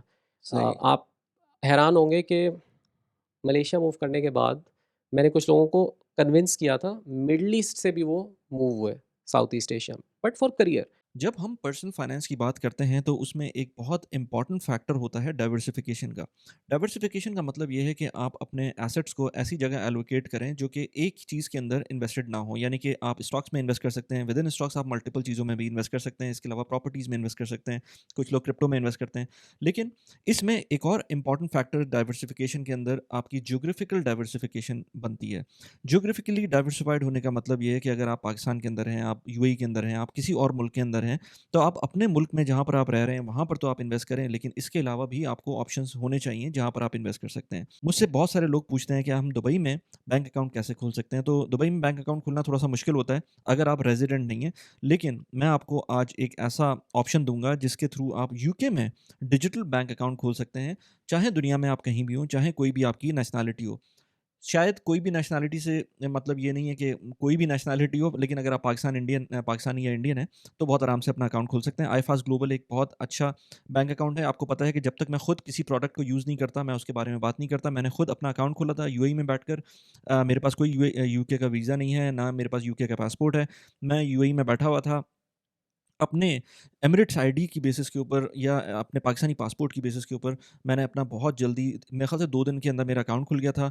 मैंने उसके बाद अपने पैसे कुछ ट्रांसफ़र किए थे, 600 पाउंड मैंने ट्रांसफ़र किए थे जस्ट टू टेस्ट, और उन 600 पाउंड्स के लिए मुझे 63 दिरहम्स के चार्जेज़ लगे थे। ये मैंने कहा बता दूँ आपको, क्योंकि मैंने वियो बैंक यूज़ किया था अकाउंट में पैसे डालने के लिए। आप कोई और बैंक यूज़ करेंगे तो हो सकता है कोई और चार्जेज़ हों। इसकी वजह से अब मैं यूके में कोई भी पेमेंट लेना चाहता हूँ तो वो मैं आराम से ले सकता हूँ। कोई इन्वेस्टमेंट करना चाहता हूँ तो वो कर सकता हूँ। कुछ लोग इमिग्रेशन पे यूके जा रहे होते हैं तो फ़ॉरेन अकाउंट नहीं खुलता, तो इसके थ्रू आप अकाउंट खोल सकते हैं। मतलब वहाँ जाने से पहले ही अपना अकाउंट खोल सकते हैं। बहुत सारे फ्रीलांसर्स होते हैं या बहुत सारे ऑनलाइन कंटेंट क्रिएटर्स होते हैं जिनको यूके की पेमेंट्स लेनी होती हैं, या यूके में बैंक अकाउंट खोलना होता है। यूके में यहाँ पर आपको फिक्स डिपॉजिट के ऑप्शंस भी मिलेंगे उसी बैंक अकाउंट के अंदर। अगर आप अपने पैसे रिट्रीव करना चाहते हैं तो पाकिस्तान के अंदर वॉलेट्स हैं, इंडिया में वॉलेट्स हैं, यूएई में वॉलेट्स हैं, यूएई में बैंक अकाउंट्स हैं। पाकिस्तान के बैंक अकाउंट्स मैंने खुद ट्राई किया था। पाकिस्तान के बैंक अकाउंट में विदिन कुछ मिनट्स मुझको पैसे मिल गए थे, जो कि बहुत फास्ट था। जो नॉर्मल आपके ऑप्शंस होते हैं जैसे वाइज़ हो गया, या लेट्स से और डिफरेंट किस्म के ऑप्शंस हो गए जो कि आपके वॉलेट्स होते हैं जिनके अंदर आप पैसे रखते हैं या पेमेंट के लिए स्ट्राइप यूज़ करते हैं, वो बैंक अकाउंट्स नहीं है, ये एक बैंक अकाउंट है। एफडीआईसी की इंश्योरेंस भी शामिल है, जिसके जिसके हिसाब से अगर आपका कोई बैंक में गॉड फॉरबिड कोई डिफ़ॉल्ट होता है तो आपको अप टू 85,000 का कवर मिल सकता है। लिंक मैंने डिस्क्रिप्शन में दिया हुआ है, कमेंट्स में भी शायद आपको मिल जाएगा। आप इस रेफरल लिंक को यूज़ करते हुए अगर आप अकाउंट खोलेंगे तो आपको रेफरल बोनस भी मिलेगा। डिटेल्स आपको उसी लिंक के अंदर मिलेंगी। आई होप कि आपको ये बैंक अकाउंट खोलने से फ़ायदा हो, और अगर फ़ायदा होता है तो प्लीज़ कमेंट कीजिएगा। Thanks a lot. तो यहाँ तक हुआ था कि जिन मैं यहाँ पे बता रहा हूँ ना, जिनकी जो सीईओ हैं यहाँ की एक बड़ी रिक्रूटमेंट कंपनी के, तो मैं उन्हें हर महीने रीच आउट करता था कि अपने लिए नहीं, कि ये 2 हुँ, रिसोर्सेज़ हैं बहुत अच्छे हैं, इनका कुछ करें। तो उनसे फिर मेरी जब डिस्कशन हुई, उन्होंने मुझे कहा कि यार मैं तुम्हें ना एक अपना एक वॉइस मैसेज रिकॉर्ड करके भेज देता हूँ, हुँ, तुम अपने सारे दोस्तों को ना सर्कुलेट कर दो, सही। विच इज़ कि दुबई को ज़रूर टारगेट करें, हुँ, बट सारी कश्तियाँ जला के टारगेट ना करें। हुँ, और उसने मुझे मिसाल दी कि मैं जानता हूँ इस वक्त एटलीस्ट 10 से 12 लोगों को जो अपनी सारी सेविंग्स 1 से 2 साल की खर्च करके दुबई आए हैं और यहाँ पे बहुत हाई लाइफस्टाइल पे रह रहे हैं, कॉन्फिडेंट हैं कि 1 महीना रहेंगे, जॉब तो मिल ही जाएगी, और फिर आते हैं, अच्छा, ऐसे रहते लोग भी हैं। हैं? बिल्कुल हैं, और मैं खुद भी जानता हूँ, क्योंकि तो मैं वेरीफ़ाई कर सकता हूँ और लिंक रिलेट कर सकता मतलब हूँ ऐसे लोगों से। ऐसे लोगों को तो मैं जानता हूँ जो बेचारे नीचे के लेवल पे आते हैं, बहुत पार्टीशंस में रहते हैं, और उनके पास नथिंग टू लूज़ वाली सिचुएशन होती है, तो वो जॉब छोड़ के ही आ रहे होते हैं। लेकिन ऐसे लोगों का मुझे नहीं पता था कि 1 महीने की बेसिकली वो छुट्टियों पे आ रहे हैं, बिल्कुल, और फिर वो अपने पैसे बर्न करते हैं, और फिर वो जॉब नहीं मिलती है, फिर वो वापस चले जाते हैं। फिर वापस चले जाते हैं। तो अच्छा, अच्छा, उसका उन्होंने कहा कि उसकी आरओआई बिल्कुल भी अच्छी नहीं है। राइट। तो उन्होंने कहा कि आप कीप सर्चिंग, हुँ, बट इतने उसमें इन्वेस्ट ना कर दें कि आप फिर उससे रिवाइंड ही ना कर सकें। हुँ, तो आई थिंक इट्स अबाउट, वो जो हम मिसाल की बात कर रहे थे ना, कि if there is a group of 100 people और आपको मैक्सिमम यूटिलिटी उस 100 हुँ, के ग्रुप के लिए क्रिएट करनी है, हुँ, तो हुँ, आपको एवेन्यूज़ बढ़ाने पड़ेंगे, हुँ, डाइवर्सिफ़ाई करना पड़ेगा, हुँ, ठीक है? It's similar to how you would do financial investing, right? हुँ, कि जितना भी अट्रैक्टिव है एक एसेट क्लास, उसके अंदर आप 100% एक्सपोज़र नहीं रखेंगे। बिल्कुल। तो वो मेरा सबसे बड़ा लेसन था, और उसके नतीजे में मैंने ये डिसाइड किया कि हर तरफ जाने के लिए ओपन होना चाहिए, और जितने आपके ऑप्शंस बढ़ते हैं उतने आपके सक्सेस के प्रोबेबिलिटी भी बढ़ जाती है। ठीक है।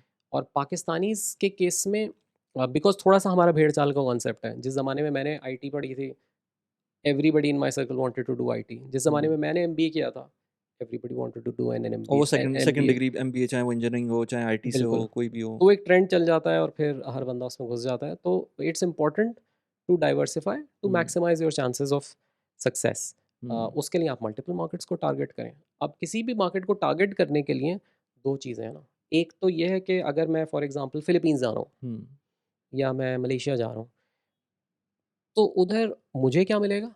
बट उससे भी ज़्यादा इम्पोर्टेंट सवाल ये है कि मैं क्या डिलीवर कर सकता हूँ सही। फ़िलीपींस के लिए। और अक्सर जो मैं देखता हूँ कि बहुत से लोग मुझे रीच आउट करते हैं। मैंने क्योंकि पाकिस्तान में भी काम किया हुआ है और मैं बाहर भी हूँ, तो बहुत रेगुलरली मैं वीकेंड में कम से कम 1-2 घंटे अपने रखता हूँ कि जिसमें वो मैं पूरे वीक जमा करता हूँ, हुँ, वो मैसेजेस, और फिर मैं रीच आउट करके उनसे डिस्कशन करता हूँ। हुँ, and a lot of times the discussion revolves around कि मुझे क्या चाहिए? मुझे बाहर जाना है, मुझे बाहर का रोल चाहिए, मुझे कहीं भी एडजस्ट करवा दें, हुँ, ठीक है? इस तरह की बड़ी कॉमन स्टेटमेंट्स हैं जो हुँ, डिस्कस होती हैं। हुँ, लेकिन जब मैं सवाल करता हूँ ना कि अच्छा, why should I hire you? हुँ, तो उसका जवाब अक्सर यही आता है क्योंकि मैंने पाकिस्तान में ये किया और पाकिस्तान में ये किया और पाकिस्तान में ये वाला रोल भी किया, but that I can already see. लेकिन अब मैं आपको फ़िलीपींस क्यों लेके आऊँ? और इसका जब मैं अक्सर सवाल फ्लिप करता हूँ, और जब मैं फ्लिप करता हूँ उस सवाल को, तो अक्सर वो वाला मुझे लगता है कि मैसेज ज़्यादा अच्छा लैंड हो जाता है। हुँ, कि अगर मैं सेल्स की मिसाल लूँ, ठीक है? तो सेल्स में जैसे एक बड़ा अकाउंट है इम्तियाज़। हम आप भी कराची से हैं तो आप बहुत वाकिफ़ होंगे, अब हुँ, तो हुँ, उधर से भी एक्सपैंड हो गया है। हुँ, तो जनरली सेल्स में आप किसी अच्छे रिसोर्स को इम्तियाज़ का हेड लगाएँगे, जिसका बड़ा एक्सपीरियंस होगा। टिपिकली उसने इम्तियाज़ जैसे अकाउंट्स को पाकिस्तान में हैंडल किया होगा। हुँ, उस तरह के बंदे को आप इम्तियाज़ में लगाएँगे, ठीक है? व्हाट इफ़ मैं आपसे कहूँ कि यार एक बंदा है वो काबुल का सेल्स मैनेजर है और वो आना चाहता है इम्तियाज़ रन करने के लिए। हुँ, तो आपका पहला रिएक्शन ये होगा कि मैं उसे क्यों रखूँ, हुँ, राइट? उसने यहाँ पे क्या किया है? और अगर वो अपनी अचीवमेंट्स ये गिनवाना शुरू कर दे कि मैंने काबुल में सेल टारगेट करता रहा हूँ 3 साल से, हुँ, शायद आप कन्विंस नहीं होंगे। हुँ, और आप फिर भी you will end up not hiring him. हुँ, आप लोकल किसी बंदे को हायर कर लेंगे, हुँ, ठीक है? तो इट्स वेरी इंपॉर्टेंट कि what are you bringing to the table. और इस हवाले से Dubai is very, very different, क्योंकि दुबई एक ट्रूली ग्लोबल शहर है, हुँ, कंट्री है। जहाँ पे आप जाएँगे, एक रोल करेंगे, आपकी जगह भी कोई ग्लोबल ही बंदा आएगा, कोई लोकल तो नहीं आएगा। दैट वे मलेशिया और एवरी कंट्री, साउथ अफ्रीका भी इसमें शामिल था, वहाँ पे ऑलरेडी लोकल्स मौजूद हैं जो हुँ, वहीं पे पले-बढ़े हैं, वहीं पे काम भी किया हुआ है, तो आप उनसे कम्पीट कर रहे हैं। तो इट्स इम्पोर्टेंट टू अंडरस्टैंड कि अगर मैं कह रहा हूँ कि मुझे मलेशिया में हेड ऑफ़ सेल्स पोज़ीशन करनी है या मुझे मलेशिया में मॉडर्न ट्रेड हेड की पोज़ीशन करनी है, तो आप पाकिस्तान में रिसोर्सेज़ से कम्पीट नहीं कर रहे हैं। तो वो जो काबुल वाली मिसाल थी, वो काबुल से मेरा कंपैरिज़न नहीं है। मेरा तो कंपैरिज़न है कि मुझे कराची में बंदा चाहिए। Should I hire this guy जिसने इम्तियाज़ चलाया हुआ है, उसका रिलेशनशिप भी है, वो इस मार्केट को भी जानता है, यहाँ के लोगों को भी जानता है, या मैं वो काबुल वाले बंदे पे रिस्क ले लूँ? आपको क्या लगता है 99 टाइम्स आउट ऑफ 100 रिज़ल्ट क्या होगा? नहीं हायर होगा वो काबुल वाला बंदा। और यही हमारे लिए ज़रूरी है। मुझे याद है कि जब मैंने पहला इंटरव्यू दिया था साउथ अफ्रीका से, तो इवन विद इन रैकेट या विद इन एनी एमएनसी, अगर आपको एक कंट्री से दूसरे मूव करना है, तो ऐसा नहीं होता कि वो बस मूवमेंट हो जाती है। आप इंटरव्यू देते हैं, बहुत सारे इंटरव्यू आपके फेल हो जाते हैं। और मुझे याद है मैंने अपना इंटरव्यू दिया था, तो मेरा इंटरव्यू लिया था फ़िलीपींस के सीईओ ने।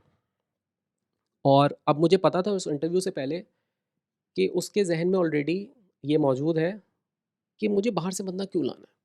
तो ये बहुत बहुत बड़ा क्वेश्चन मार्क है, और मेरे लिए सबसे बड़ा चैलेंज ये था कि आधे घंटे के अंदर मुझे उसे कन्विंस करना है कि व्हाई मी?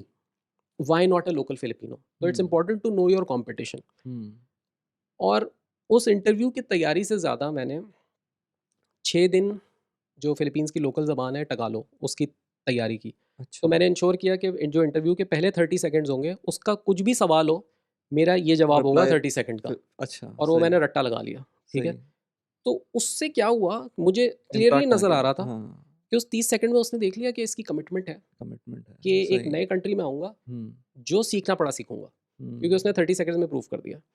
और उसके बाद की सारी कॉन्वर्सेशन आसान हो गई, बिकॉज उसका माइंडसेट ये नहीं था कि यार ये एक बंदा बाहर से बस बैठा है, हाँ, इसे किसी ने बोल दिया है कि मलेशिया अच्छी जगह है या साउथ ईस्ट एशिया अच्छा रीजन है, उधर हुँ, मैं आ जाता हूँ। हुँ, तो you also have to demonstrate that capability. मैं हुँ, आपको क्विकली अगर 2 मिसालें दूँ, क्योंकि मेरा एक्सपोज़र थोड़ा-सा साउथ ईस्ट एशिया में ओवरऑल रहता है। अब मैं आपको एक मिसाल देता हूँ कि मैं मलेशिया में बहुत से पाकिस्तानीज़ को जानता हूँ जो सेम इसी फ़ील्ड में हैं, बहुत से सालों से हैं। अ, और उन्होंने लोकल लैंग्वेज नहीं सीखी, हुँ, ठीक है? और मैं आपको मिसाल देता हूँ, एक इंडोनेशिया में हमारा सेल्स डायरेक्टर है रैकेट में, और वो इंडियन है, ठीक हुँ, है? और वो उसे 2 साल हुए हैं, हुँ, and he moved from India recently, और वो अब फ्लुएंट हो गया है भाषा जो वहाँ की लैंग्वेज है उसमें। यहाँ तक कि वो कन्वर्सेशन कर सकता है आधे घंटे भाषा में। अब आप अगर मुझे बताएँ कि अगर मैं इंडोनेशिया में गया हूँ और 2 साल काम किया और मैंने नहीं सीखी ज़बान, और ये जो साहब हैं जिनकी मैं आपको मिसाल दे रहा हूँ, who is setting himself up for long term success? This guy. Of उसने कोर्स। वो अब जब किसी इंटरव्यू में जाएगा किसी तीसरी कंपनी में और ये बताएगा, तो मुझे क्या मैसेज मिला एज़ अ लोकल इंडोनेशियन कि यार this guy is really driven, ये हर चीज़ जो हुँ, फ्लेक्सिबिलिटी पॉसिबल है वो करने के लिए तैयार है। एब्सोल्युटली। यहाँ पर हम लोग मैं अपनी एग्ज़ाम्पल देता हूँ कि हमने अरबी नहीं सीखी उस तरह से, जबकि बहुत ईज़ी लैंग्वेज है हमारे लिए, हो जानी चाहिए थी। लेकिन क्योंकि दुबई है, इवन हम लोकल से भी बात करते हैं, उनको उर्दू ही आती है, उनको उनसे इंग्लिश में बात करने की ज़रूरत ही नहीं होती है, तो इसलिए थोड़ा-सा वो होता है। लेकिन एब्सोल्युटली यू आर राइट, ये जो एक फैक्टर है, अगर आप कहीं और बाहर जा रहे हैं, तो ये एक बहुत मेजर फैक्टर है, अगर आपको अपने आप को स्टैंड आउट करवाना है।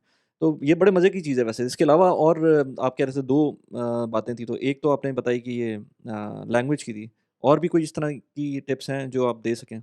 नहीं, यकीनन आई थिंक जो वेज़ ऑफ वर्किंग है, हुँ, देखिए एक जो पाकिस्तान में आपको पता नहीं चलता, क्योंकि आप उसी सोसाइटी में शुरू से रह रहे हैं ना, तो वहाँ से वेज़ ऑफ वर्किंग वो आपके डीएनए के अंदर आ चुके हैं। बिल्कुल। आपने सीखे नहीं हैं, वो हुँ, आपको सिखाए गए हैं, खुद हुँ, ही से माहौल ने सिखा दिए। बट अगर साउथ ईस्ट एशिया की बात करूँ, वहाँ पे हर कंट्री का एक डिफरेंट डीएनए है। आप को बहुत सारे फिलिपिनोज़ मिलते होंगे, बाकी सारी जगहों में भी।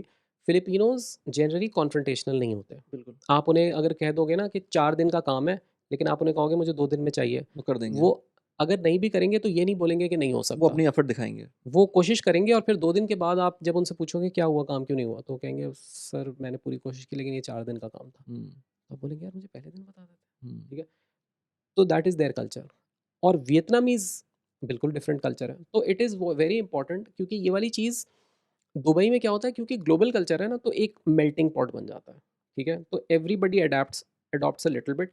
अब आपको पता है आपका बॉस ऑस्ट्रेलियन भी हो सकता है, आपका टीम मेंबर कैनेडियन भी हो सकता है, और आपका लेट्स से सबऑर्डिनेट इंडियन भी हो सकता है, पाकिस्तानी भी हो सकता है। तो एवरीबॉडी नोज़ कि हमें थोड़ा-सा एडजस्ट करना है।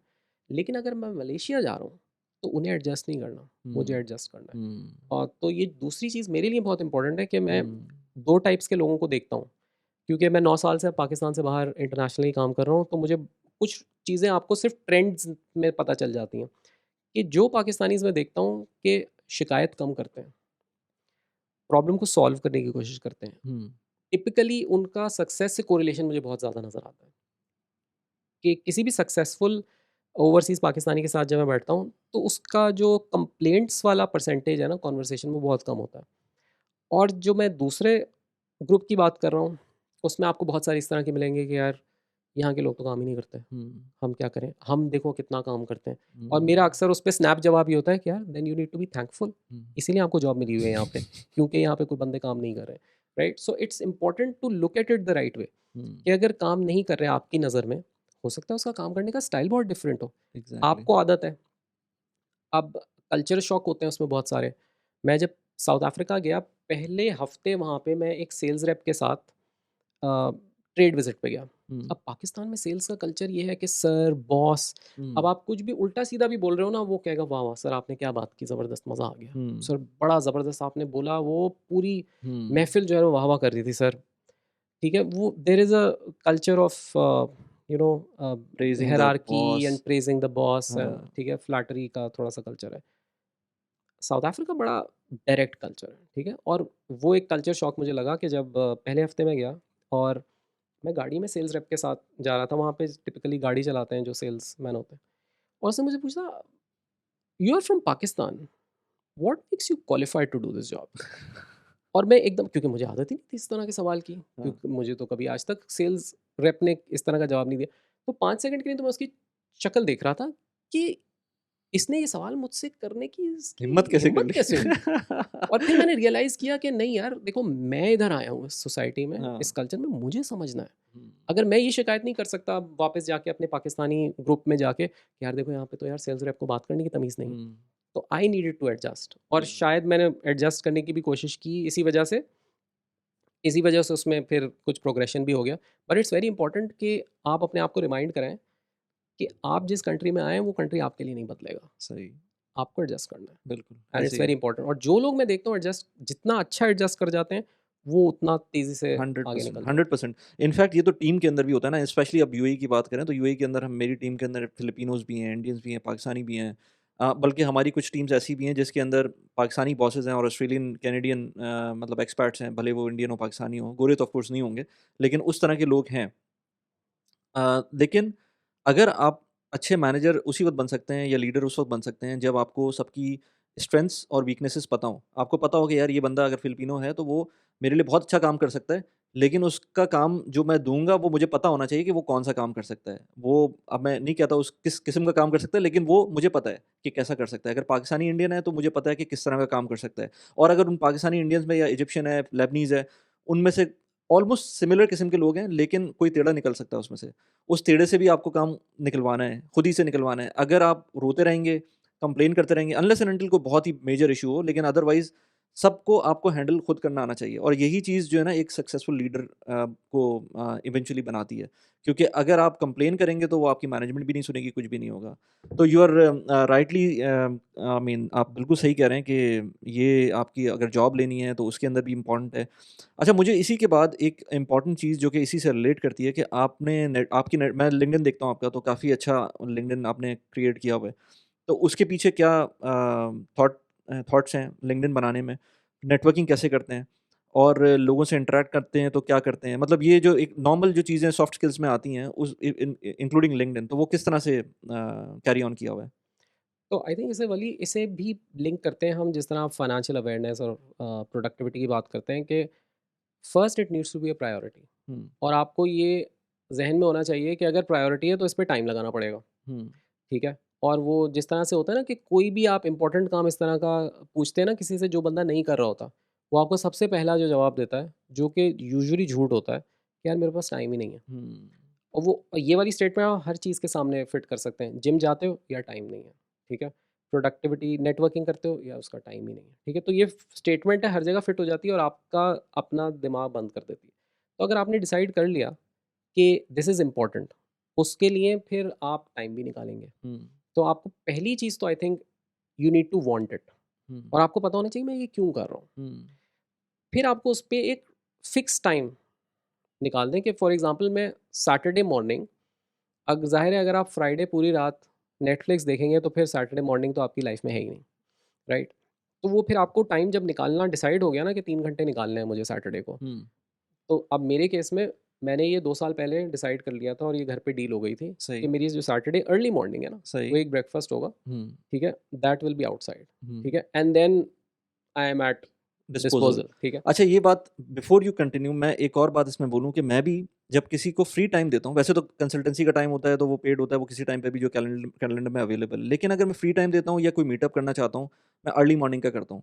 उससे मुझे पता चलता है कि सामने वाले के अंदर कितनी अर्ज है और उसके अंदर कितनी ड्राइव है ये काम करने की। और अगर ड्राइव नहीं है, अर्ली मॉर्निंग नहीं उठ सकता, फिर कोई फ़ायदा नहीं है, फिर आगे बात करने की ज़रूरत भी नहीं है। Now you can continue. बिल्कुल। और जब ये अब एक बेसिकली फ्रेमवर्क बन गया कि बिल्कुल। अब मेरा ये बहाना ख़त्म हो गया कि टाइम नहीं है, अब तो हुँ, टाइम है। हुँ, अब देन उसके बाद अब ऐसा पॉइंट आ गया कि अब अगर सैटरडे मॉर्निंग ब्रेकफास्ट मेरा प्लान नहीं है, हुँ, तो मुझे लगता है कि ये वीकेंड में ज़ाया कर रहा हूँ, हाँ, ठीक है? तो लेकिन प्री रिक्विज़िट इज़ कि you need to convince yourself कि मैं क्यों कर रहा हूँ। हुँ, you need to allocate time for it. उसके बाद आई थिंक जो प्रिंसिपल है नेटवर्किंग का, बहुत से लोग जो नेटवर्किंग शुरू करने की कोशिश करते हैं और वो डिस्करेज हो जाते हैं, ये कहते हैं कि यार कोई रिस्पॉन्स ही नहीं आता। ये सबसे कॉमन आपको जवाब मिलेगा कि हम तो 100 लोगों को मैसेज किया, रिस्पॉन्स ही नहीं आया। हुँ, उसका सबसे बड़ा रीज़न ये होता है, और वैसे भी बाय द वे आपके अंदर इतना पेशेंस होना चाहिए कि 100 को रीच आउट करें और अगर 2-3 रिस्पॉन्ड कर दें, तो मेरी नज़र में ये कोई फेलियर नहीं है। हुँ, लेकिन उसमें जो सबसे बड़ा मिस्टेक आप कर रहे होते हैं वो ये कि अब अगर मैं बिल गेट्स को मैसेज करूँगा, तो शायद वो तो मेरी लाइफ में बहुत कुछ ऐड कर सकता है, लेकिन मैं बिल गेट्स साहब की लाइफ में कुछ भी ऐड नहीं कर सकता। तो I also need to be clear कि इस रिलेशनशिप में या इस इंटरैक्शन में is there anything that I bring to the table? हुँ, हुँ, ठीक है? तो अब मिसाल के तौर पे अगर मैं मलेशिया में किसी कंपनी के सीईओ को रीच आउट करता हूँ, ठीक है? तो मैं उसे बताता हूँ कि मैंने आपकी प्रोफाइल में देखा कि आपने साउथ अफ्रीका में काम किया था। मैंने भी साउथ अफ्रीका में काम किया था। It would be excellent to discuss your learnings and compare them with mine. अब मैंने एक हुक तलाश कर लिया नेटवर्किंग में कि this is something that he would also be interested in finding out. हुँ, हुँ, तो हुँ, मुझे इसीलिए अगर मैं किसी से नेटवर्किंग करता हूँ, तो of course I need to be clear कि मुझे इससे क्या एक बेनिफिट मिल सकता है, और बेनिफिट ये नहीं हो सकता कि मैं नेटवर्किंग किसी को करूँ और से मैसेज दूँ कि प्लीज़ हायर मी, ये मेरी सीवी अटैच्ड है। वो नेटवर्किंग नहीं है, ठीक है? Networking can unlock many doors for you. आप अगर किसी और इंडस्ट्री के बंदे से इंटरैक्ट करते हैं, आपको उस इंडस्ट्री की अंडरस्टैंडिंग हो जाएगी। कल को आप कहीं और इंटरव्यू दे रहे होंगे, आप उस इंडस्ट्री की 3 मिसालें देंगे, वो बंदा इंप्रेस होगा कि यार ये बंदा तो 100%। 20 साल से रैकेट में काम कर रहा है, इसे लग्ज़री रिटेल के बारे में इतना कैसे पता चल गया, ठीक हुँ, है? तो आपका भी होराइज़न बड़ा हो जाता है। And there have been many instances जहाँ पे फिर मिसाल के तौर पे अब मैं जब लास्ट फ़िलीपींस गया, तो मैंने अपने वहाँ के फ़िलीपींस के जनरल मैनेजर से पूछा कि आप इधर की जो बाकी कंपनीज़ हैं, उनमें किसी जनरल मैनेजर को जानते हैं? उसने कहा, हाँ। उसने कंपनी का नाम लिया, इसके जनरल मैनेजर को मैं जानता हूँ। मैंने कहा, एक ज़रा उसे मैसेज करेंगे कि सलमान रीच आउट करेगा आपको, मेरे रेफ़रेंस से। मैंने हुँ, उधर ही बैठ के मैसेज भी करवा दिया, ठीक हुँ, है? हुँ, और मैंने उनका नंबर लेके मैंने भी उस वक़्त ही मैसेज कर दिया। तो अब वो चारों तरफ से हुँ, एवरीथिंग मैच्ड, हुँ, मुझे इमीडिएटली जवाब, जैसे ही जवाब आया, तो मैंने उसे कहा, मैं I am sitting with this person, आपका ज़िक्र हुआ, हुँ, if you are free for dinner tomorrow, हुँ, आप टाइम दे दें। हुँ, नेक्स्ट डे उसके साथ मैं डिनर कर रहा था। हुँ, वो एक और कंपनी का सीईओ था। अब उसके साथ जाके मैंने ऑब्वियसली, इट्स नॉट कि मैं लेड बैक होके बिल्कुल रिलैक्स होके बैठ जाऊँ कि अब मेरी मीटिंग हो गई। I need to sure, create interest for him as well, and I need to show some eagerness, और मुझे कुछ सीखना भी चाहिए उससे, हुँ, ठीक है? जेन्युइन एक आपकी इंटरेस्ट होना चाहिए कि मैं उससे कुछ सीख भी रहा हूँ, ठीक है? और मैं उससे मिला और ही क्रिएटेड, अब मैं आपको एक सीक्वेंस ऑफ इवेंट्स बता रहा हूँ कि हुँ, उससे मैंने पूछा कि आपका जो मेरी पोज़ीशन वाला बंदा है, वो कौन है? हुँ, तो उसने मुझे उस बंदे से इंट्रोड्यूस कर दिया। अब उस बंदे से जब मैं मिला, इस सब में 1 महीना लगा। तो उसने मुझे कहा कि यार तुम भी वही जॉब जॉब कर रहे हो, मैं एक और कंपनी में मैं भी यही जॉब कर रहा हूँ। यार मेरा एक ये प्रॉब्लम है, वो उसके बारे में तुम क्या कर रहे हो? अब मेरा कुछ नहीं जाता था, वो कॉम्पिटिशन नहीं था। कॉम्पिटिशन नहीं था। तो मैंने कहा यार ये तो बड़ा कोई ऐसा मसला नहीं है, बल्कि तुम्हें एक बात बताता हूँ मैं, एक बड़ा ज़बरदस्त बंदा है पाकिस्तान में, जो एग्ज़ैक्टली यही काम करता है, और विदिन 2 मंथ्स वो पाकिस्तान का बंदा हायर हो हायर हो गया। चुका था। अब कहने को मुझे तो कोई फ़ायदा नहीं हुआ, लेकिन नेटवर्किंग ने एक इकोसिस्टम क्रिएट किया, हुँ, जहाँ पे हुँ, वैल्यू जनरेट हो गई, हुँ, ठीक है? और वो बंदा जब हायर हुआ तो वो भी खुश हो गया, क्योंकि ऐसे ही है। He was a strong person. ऐसी है। इसमें मैं एक चीज़ ऐड कर दूँ, लोग कहते हैं ना कि जब जॉब जाती है किसी की या जॉब सर्च करना शुरू करते हैं, तो फिर वो जाते हैं लिंक्डइन पर और वो कहते हैं कि यार जॉब सर्च करनी है और जॉब नहीं मिल रही या कोई रिस्पॉन्स नहीं आ रहा। तो मैं वही कहता हूँ यार ये टाइम नहीं है अब इस चीज़ का, अभी आपको पहले लिंक्डइन से अपनी नेटवर्किंग इम्प्रूव करनी है, पहले सोशल नेटवर्क बढ़ाना है उसके अंदर, उसमें 3-4 महीने लग सकते हैं, 5 महीने लग सकते हैं, टाइम लग सकता है। उसके बाद आप जॉब की बात करें, जॉब की बात आप ये उस जब जॉब जा रही होती है या जिस तरह से सैलरी खत्म होती है उसके बाद पैसों को देखना, वो तो आपका पहले का काम था ना कि सेविंग पहले करनी चाहिए थी। या जॉब जाती है तो नेटवर्किंग उससे पहले के काम है। ये उस टाइम पर नेटवर्किंग करेंगे तो आपको सामने वाले को पता होगा कि आप किस किस रीज़न से आ रहे हैं। या तो अपनी डेस्परेशन ना शो करें और फिर वैसे जाएँ। तो you are perfectly correct in that. अगर मैं लिंक्डइन के पॉइंट ऑफ व्यू से बात करूँ, तो उसमें आपने किस तरह से ग्रो किया अपना नेटवर्क? सो पहली चीज़ ये कि आपको ये देखना है कि विदिन माय सर्कल, या मैं जो जॉब कर रहा हूँ, उसमें कोई कौन-सी ऐसी चीज़ है, जो बाकी लोगों के लिए बहुत बेनिफिशियल है, या ठीक है, उनके लिए इंटरेस्टिंग है, ठीक ठीक है। है? अब उसमें बहुत सारे लोग ऐसे भी हैं जो इस लेवल पे इन्फ्लुएंसिंग के पहुँच चुके हैं कि वो एक बहुत बड़ा मोटिवेशनल मैसेज लिख देते हैं, हुँ, और उसी से लोग मोटिवेट हो बिल्कुल, जाते हैं, बिल्कुल। राइट? हुँ, लेकिन हर एक के मोटिवेशनल मैसेज से पे बिल्कुल। लोग इंटरेस्टेड नहीं होंगे, हाँ। ठीक है? अब मेरे केस में मैं ये देखता हूँ कि अगर मैं डिफरेंट कंट्रीज़ में ट्रैवल कर रहा हूँ, ठीक है? तो देयर आर मेनी कंट्रीज़, जैसे अब मैं वियतनाम जा रहा हूँ। मुझे वियतनाम में अपनी फ़ील्ड में कोई पाकिस्तानी नहीं मिलता, ठीक हुँ, है? और मैं चाहता हूँ कि लोग वियतनाम के बारे में जानें। हुँ, तो जब मैं वियतनाम जाता हूँ तो मैं उसके बारे में कुछ पोस्ट कर देता हूँ, and then a lot of people जो मेरे कॉन्टैक्ट्स हैं उन्होंने पहली दफ़ा किसी को वियतनाम के बारे में पोस्ट करते हुए देखा होता है, तो वो ऑटोमेटिकली, वो शायद बहुत बड़ा ग्रुप नहीं होता, लेकिन इट क्रिएट्स इंटरेस्ट। इंटरेस्ट, ठीक है, क्यूरोसिटी। बिल्कुल। सही। और उन पोस्ट्स के नतीजे में मेरा पर्सनल एम्बिशन एक्चुअली वो लाइक्स जनरेट करना नहीं होता, इंटरेस्ट जनरेट करना होता है। आपको मैं बताऊं, वियतनाम एज अ कंट्री, इधर से एक टॉपिक निकला, अगर आप इफ़ यू हाँ, वांट हाँ। आई कैन जस्ट स्पेंड 2 हाँ। Minutes on this. Vietnam as a country मुझे बहुत पसंद है। उसकी वजह ये है कि मैं उसके बारे में इतना कम जानता था, कि जब मैं वहाँ पे गया और वहाँ पे अब बहुत से मेरे कॉन्टैक्ट्स बन गए। अब आप पाकिस्तान एज अ कंट्री, हमारी जो एक्सपोर्ट्स हैं वो 25 से 30 बिलियन के अंदर ऑसिलेट करती रहती हैं। ठीक है। अ, अब फिलीपींस है, हमसे आधी से कम पॉपुलेशन है, वो 50 बिलियन से ज़्यादा एक्सपोर्ट करते हैं, हालांकि वो कोई हाईटेक कंट्री नहीं है। आप फिलीपींस जाएंगे, आपको लगेगा कि अगर चेहरे हमारी तरह के हों तो वही है। पाकिस्तान में घूम रहे हैं आप। अच्छा। ठीक है।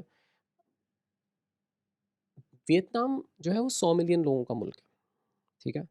मिड टीयर इकोनॉमी है, it's not a first world country. Just for reference, India की एक्सपोर्ट्स हैं 800 और 900 बिलियन के बिलियन। Round about. आप गेस करें कि वियतनाम की क्या एक्सपोर्ट्स होंगी, कोई भी नंबर आपके जहन में आए। हम 100 मिलियन का मुल्क है। 100 मिलियन का मुल्क है। Let's say 100 billion. 100 बिलियन भी होती तो बहुत इंप्रेसिव नंबर था। हाँ। उनकी एक्सपोर्ट्स 400 बिलियन से ज़्यादा है, almost half half of of India. India. Half ये ऑफ इंडिया। नंबर मेरे जहन में ना निकल ही नहीं रहा, मेरे जहन से। और मैं जब भी वियतनाम जाता हूँ, मैं इस नंबर को का जवाब तलाश करने की कोशिश करता हूँ, ना सिर्फ अपनी कंपनी में या लोगों में। मैं लोगों से हर दफ़ा ये सवाल पूछता हूँ। अब वियतनाम में आपको कुछ चीज़ें दिखती हैं जो मुझे कहीं नहीं दिखी। वियतनाम में एवरीबडी इज़ वेरी फोकस्ड। उसकी ज़िंदगी बड़ी क्लियर है कि मैंने काम करना है। उस जापान में भी है। जापान में भी है, जापान डेफिनेटली बहुत हाँ। एडवांस कंट्री है। हाँ। सो लेकिन वियतनाम इतना एडवांस कंट्री नहीं है। हाँ। वियतनाम में आप अगर पूरे शहर का चक्कर लगाएंगे, हो ची मिन सिटी वहाँ का, Saigon is the most happening city, ये मैं आपको चैलेंज करता हूँ, आपको कोई शख्स फारिग नहीं नज़र आएगा। आप घूमते जाएं, एक तो होता है ना, लोग बैठे हैं, चाय के ढाबे पे बैठे हुए हैं। चाय पे बैठे हैं, कोई बेगर है, हम्म। कोई दुकान पे ही फारिग बैठा है, मक्खियाँ मार रहा है। आई गारंटी यू आपको कोई बंदा फारिग नहीं दिखेगा। वो दुकान में भी है ना, तो वो कुछ लगा हुआ होगा, कुछ कर रहा होगा। अच्छा। अच्छा, मेरा एक पेट सवाल है, जो फेवरेट सवाल है, जो मैं हर वियतनामी से करता हूँ, और अब मेरे काफ़ी उधर फ्रेंड्स हैं। यार मैं आज पूरे दिन वियतनाम में घूम रहा था, कोई बंदा फारिग नहीं दिखा। और उनका सबका एक ही जवाब होता है, क्योंकि वो कम्युनिस्ट कंट्री है ना, तो वो थोड़े से मैसेजेस कंसिस्टेंटली फीड हुए हुए हैं लोगों को। ठीक है। जो कि आपको ये भी दिखाता है कि प्रोपेगेंडा कभी कभी अच्छा टूल भी हो सकता है, कि सबको एक लाइन पे लगा दिया। सब ये जवाब देते हैं कि sir, we are developing country, we can not afford to be free. और मैं उनकी शक्ल देख रहा होता हूँ कि यार ये किस लेवल पे सोच रहा है ये बंदा बैठ के। ठीक है। और वो सेल्स रेप से पूछता हूँ, वो भी ये जवाब देता है। सेल्स डायरेक्टर से पूछता हूँ, वो भी ये जवाब देता है। तो वहाँ पे एक बड़ी कंसिस्टेंटली फीड किया गया उन्हें कि काम के अलावा कोई हल नहीं है। आप उनसे, हमारे यहाँ अक्सर होता है ना कि आप पॉलिटिक्स में एक डिस्कशन शुरू कर देते हैं। हाँ। तो जैसे आप पाकिस्तान में, पाकिस्तान इंडिया के टॉपिक पे बात शुरू कर दें तो लोग उसमें एनिमेटेड हो जाते हैं कुछ लोग। आप वियतनाम वॉर, ये पाकिस्तान इंडिया के बीच में जो भी हुआ है, उससे बहुत बड़ा इवेंट था। और अभी भी वो लोग जिंदा हैं जो उस टाइम वॉर पर के वॉर टाइम में के थे। हैं, हाँ। क्योंकि वो इतनी पुरानी बात नहीं है, 100 साल पुरानी। और आप किसी से भी पूछे ना अमेरिका के बारे में, आपके क्या ख्याल आते हैं, वो कहते हैं we don't want conflict with anyone, हम डेवलपिंग कंट्री हैं, हमें प्रोग्रेस चाहिए, हमें ट्रेड चाहिए। हर बंदा फॉरेन मिनिस्टर की तरह बात करता है वहाँ पे। कोई रिस्पॉन्सिबल बातें नहीं करता कि हम एक दिन जवाब देंगे या हम बदला लेंगे, हम कुछ भी नहीं। हालांकि वो उस वॉर ने उस पूरे कंट्री को हिला दिया था, मतलब डिमोलिश कर दिया था इन मेनी वेज। लेकिन वहाँ पे सबको ये घोल के पिला दिया गया कि प्रोग्रेस करनी है तो काम करना है। वो जो काम काम और सिर्फ काम कायद आज़म कह के चले गए थे, वो फॉलो कर रहे हैं। ठीक है। तो वो मुझे बड़ा फैसिनेट करता है। तो इस तरह की कंट्री के बारे में पाकिस्तान में हमें पता होना चाहिए। वो आप स्पोर्ट्स ले लें, शूज़ ले लें, टेक्सटाइल ले लें, वो हर चीज़ में, ऑफ कोर्स उसके अलावा भी बहुत सारी चीज़ें कर रहे हो, वो हर चीज़ में there is a lot that they are doing. ठीक है। तो इस तरह के बहुत सारे अननोन्स हैं हमारे पाकिस्तान के अंदर, जो कि मुझे लगता है कि जितनी ये इन्फॉर्मेशन शेयर होती है ना, लोगों की अवेयरनेस और इंटरेस्ट डेवलप होता है। अब आपको सिंपल सी मिसाल दूँ, फिलीपींस के अंदर पिछले साल मैंने पहला पाकिस्तानी 1.5 साल पहले पहला पाकिस्तानी बंदा जो बहुत अच्छा था वो हायर करवाया, ठीक है। 6 महीने के अंदर पूरी फ़िलीपींस की टीम मुझे कहती थी कि यार ये बंदा तो बड़ा ज़बरदस्त है, अच्छा। ठीक है। ऐसे और भी लोग हैं क्या वहाँ हुँ, पे? मैंने कहा हुँ, बिल्कुल। विदिन 6 मंथ्स सेकंड पर्सन आ गया। हुँ, अभी 3 दिन पहले थर्ड पर्सन आ गया, ठीक है। अब आपने क्या किया एक ऐसी मार्केट में जहाँ पे उससे पहले बाय द वे वहाँ पे ज़ीरो थे, ठीक है।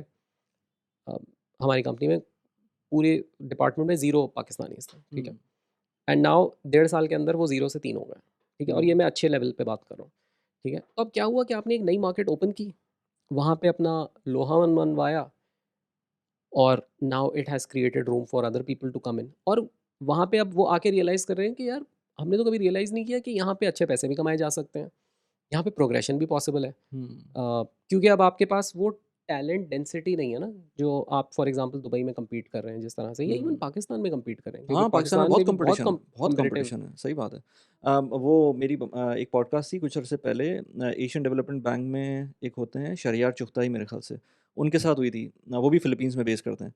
तो वो भी he has all good to say about the country. वो कह रहे थे कि यार मतलब इट्स नाइस और फैमिली के साथ रहते हैं। इवन उनकी अम्मी भी उनके साथ ही होती हैं अक्सर। उस वो पॉडकास्ट का लिंक आप लोग देख सकते हैं अगर जाके देखना है।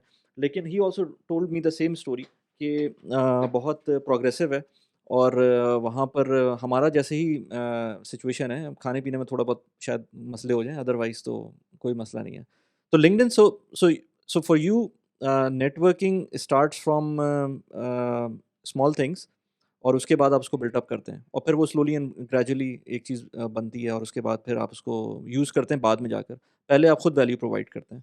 तो लिंक्डइन इसी तरह से चल रहा था और इसी तरह से आप उसको कंटिन्यू करें। कोई स्पेसिफिक लाइक से लेट्स से ट्रिक्स या टिप्स उसमें नहीं है? सो डेफिनेटली एक तो प्रीमियम सब्सक्रिप्शन लिंक्डइन की होनी चाहिए if you are serious hmm, on LinkedIn. और हुँ, उसके बाद लिंक्डइन मेरी नज़र में is not a job hunting hmm, tool. LinkedIn is a professional networking tool. और बिल्कुल। उसे अगर उसी तरह से यूज़ किया जाए तो उसमें से मैक्सिमम यूटिलिटी निकलेगी, क्योंकि बहुत से लोग मुझे बोलते हैं कि लिंक्डइन से तो हमें जॉब ही नहीं मिली, एग्ज़ैक्टली, ठीक है। एग्ज़ैक्टली ऐसे ही बोलते हैं। और मेरा मानना ये है कि वो टूल इसके लिए है ही नहीं। है ही नहीं। हाँ, आप अगर फॉर एग्जांपल एक कंपनी है जिसमें मुझे कनेक्शंस क्रिएट करना है, हुँ, मैं कनेक्शंस क्रिएट करूँगा एंड मेरे केस में it translates into an interview sometimes after 1 year, हुँ, ठीक है। हुँ। क्योंकि आप इट्स अ लॉन्ग एक प्रोसेस। कनेक्शन बनाते हुँ, हैं, ठीक है, एंड देन वहाँ पे और एक आपके पास चांस है अपनी इंडस्ट्री, अपने सर्कल, अपने बबल से बाहर निकल के किसी से इंटरैक्ट करने का। तो अक्सर मैं ये करता हूँ कि फॉर एग्जांपल अगर कोई ऐसी मार्केट है मोरक्को, ठीक है, वहाँ पे कोई सेल्स डायरेक्टर है, मैं उसे रीच आउट करके ये कहता हूँ कि यार आई फाइंड दिस, मैं तुम्हारी दो तीन पोस्ट देखी हैं, वहाँ पे तुमने बड़ा ज़बरदस्त रिजल्ट्स शेयर किए हैं। हुँ, मैंने मोरक्को में कभी काम नहीं किया, लेकिन मैंने सिमिलर काम वियतनाम और मलेशिया में किया हुआ है। तो why don't we get on a call sometimes and discuss. अब उसका फ़ायदा मुझे क्या होगा कि अब जब मैं किसी पॉइंट पे मुझे एक मोरक्को की बेसिक अंडरस्टैंडिंग हो गई, ठीक है, तो it shows in whatever I से। और यही पहली चीज़ थी एक्चुअली जिसने मुझे मोटिवेट किया था जब मैं पाकिस्तान में था to build an international career. क्योंकि हुँ, मैंने ये देखना शुरू किया कि जो लोग पाकिस्तान में लॉन्ग टर्म करियर्स बनाते हैं और उन्हें जब मैं कंपेयर करता हूँ उन लोगों के साथ जिन्होंने, ये मैं बहुत अर्ली करियर की बात कर रहा हूँ, जिन्होंने 3 मुल्कों में काम किया हुआ है, तो मैं सोचता था कि यार इनकी बातों की क्वालिटी में और डेप्थ में बहुत ज़्यादा इम्पैक्ट है। और हुँ, मैं शायद अ, इनकी तरह ज़्यादा बनना चाहता हूँ over the next 10-15 years, rather than कि एक जगह का एक्सपर्ट बन जाऊँ, कि मैं कहूँ कि मैं कराची में पिछले 25 साल से सेल्स की जॉब कर रहा हूँ और मैं कराची के चप्पे-चप्पे को जानता हूँ। वो उस स्किल एब्सोल्युटली। की एक वैल्यू ज़रूर है, हुँ, लेकिन मुझे ज़्यादा एक्साइट करती थी डेप्थ एंड हुँ, ब्रेड्थ हुँ, जो आपको एक्सपोज़र से मिलती है। सही। इट्स फ़ैसिनेटिंग फॉर मी यार, जो भी हमने बात की अभी मुझे बहुत इसमें इंसाइटफुल कन्वर्सेशन थी। अब आई एम श्योर जो लोग देख रहे हैं उनको भी बहुत मज़ा आया होगा। इवेंचुअली इन द लास्ट कुछ कहना चाहेंगे आप? मैं ये कहना चाहूँगा कि आई थिंक जो इंटरनेशनल करियर है वो आप जितने भी लोग सुन रहे हैं उन सब के लिए पॉसिबल है। It is about making the right strategy, hmm, deciding कि मैं क्या वैल्यू ऐड करता हूँ, ठीक है? और अपने इंटरेस्ट्स को और टारगेट्स को डाइवर्सिफ़ाई करें, ठीक है? और सिमिलरली इट्स अबाउट नेटवर्किंग की जो हमने बात की थी कि you first really need to want it. और फिर अगेन प्रिंसिपल्स हर चीज़ में, चाहे वो फाइनेंशियल हो, प्रोडक्टिविटी हो, स्टेप्स बहुत सिमिलर हैं, हम्म तो वही स्टेप्स फॉलो करें तो आपको आहिस्ता आहिस्ता, आई थिंक बहरोज़ ने भी एक बात की थी आपके एक पोस्ट पॉडकास्ट में कि fall in love with the process, hmm results will then follow. Yes तो ये मेरा मैसेज है, और आई थिंक मैं जाते जाते ये भी कह दूंगा वली कि आपके जो फॉलोअर्स हैं, अगर उनमें से कोई रीच आउट करना चाहें तो फील बिल्कुल फ्री टू रिफर सम बिल्कुल ऑफ मैं दोस्त टू लिंक्डइन मी। आपको लगाऊंगा नीचे डिस्क्रिप्शन में, so if anybody wants to connect बिल्कुल कर सकते हैं, और I am sure they will get value out of it. आपका लिंक्डइन बहुत अच्छा है, मैं भी देखता रहता हूँ, क्योंकि उसके अंदर जापान भी आप गए थे अभी रिसेंटली, उसकी बिल्कुल भी पिक्चर्स देख रहा था मैं। तो ये चीज़ें बड़ी एग्जैक्टली यूर राइट के फैसिनेट करती हैं, क्यूरोसिटी स्पार्क करती हैं किसी के अंदर जब कोई नई जगह देखता है बंदा। और अगेन खैर वो लंबी बात हो जाएगी कि वो जब आपने अभी अफ्रीका की बात की, वहाँ पर तो एक डिफरेंट मार्केट थी, लेकिन जापान एक बिल्कुल डेवलप्ड मार्केट है, उसके अंदर काम बिल्कुल डिफरेंट तरीके से होता होगा, जैसे शायद दुबई के अंदर होता हो या सिंगापुर में उस तरह से होता होगा। तो वो भी बिल्कुल एक डिफरेंट किस्म का एक्सपीरियंस होगा। बट आई एम श्योर हम किसी और टाइम पर मिलते हैं और फिर उसके बारे में बात करेंगे। Definitely. Thank thank you you very so much. Much. Thank you.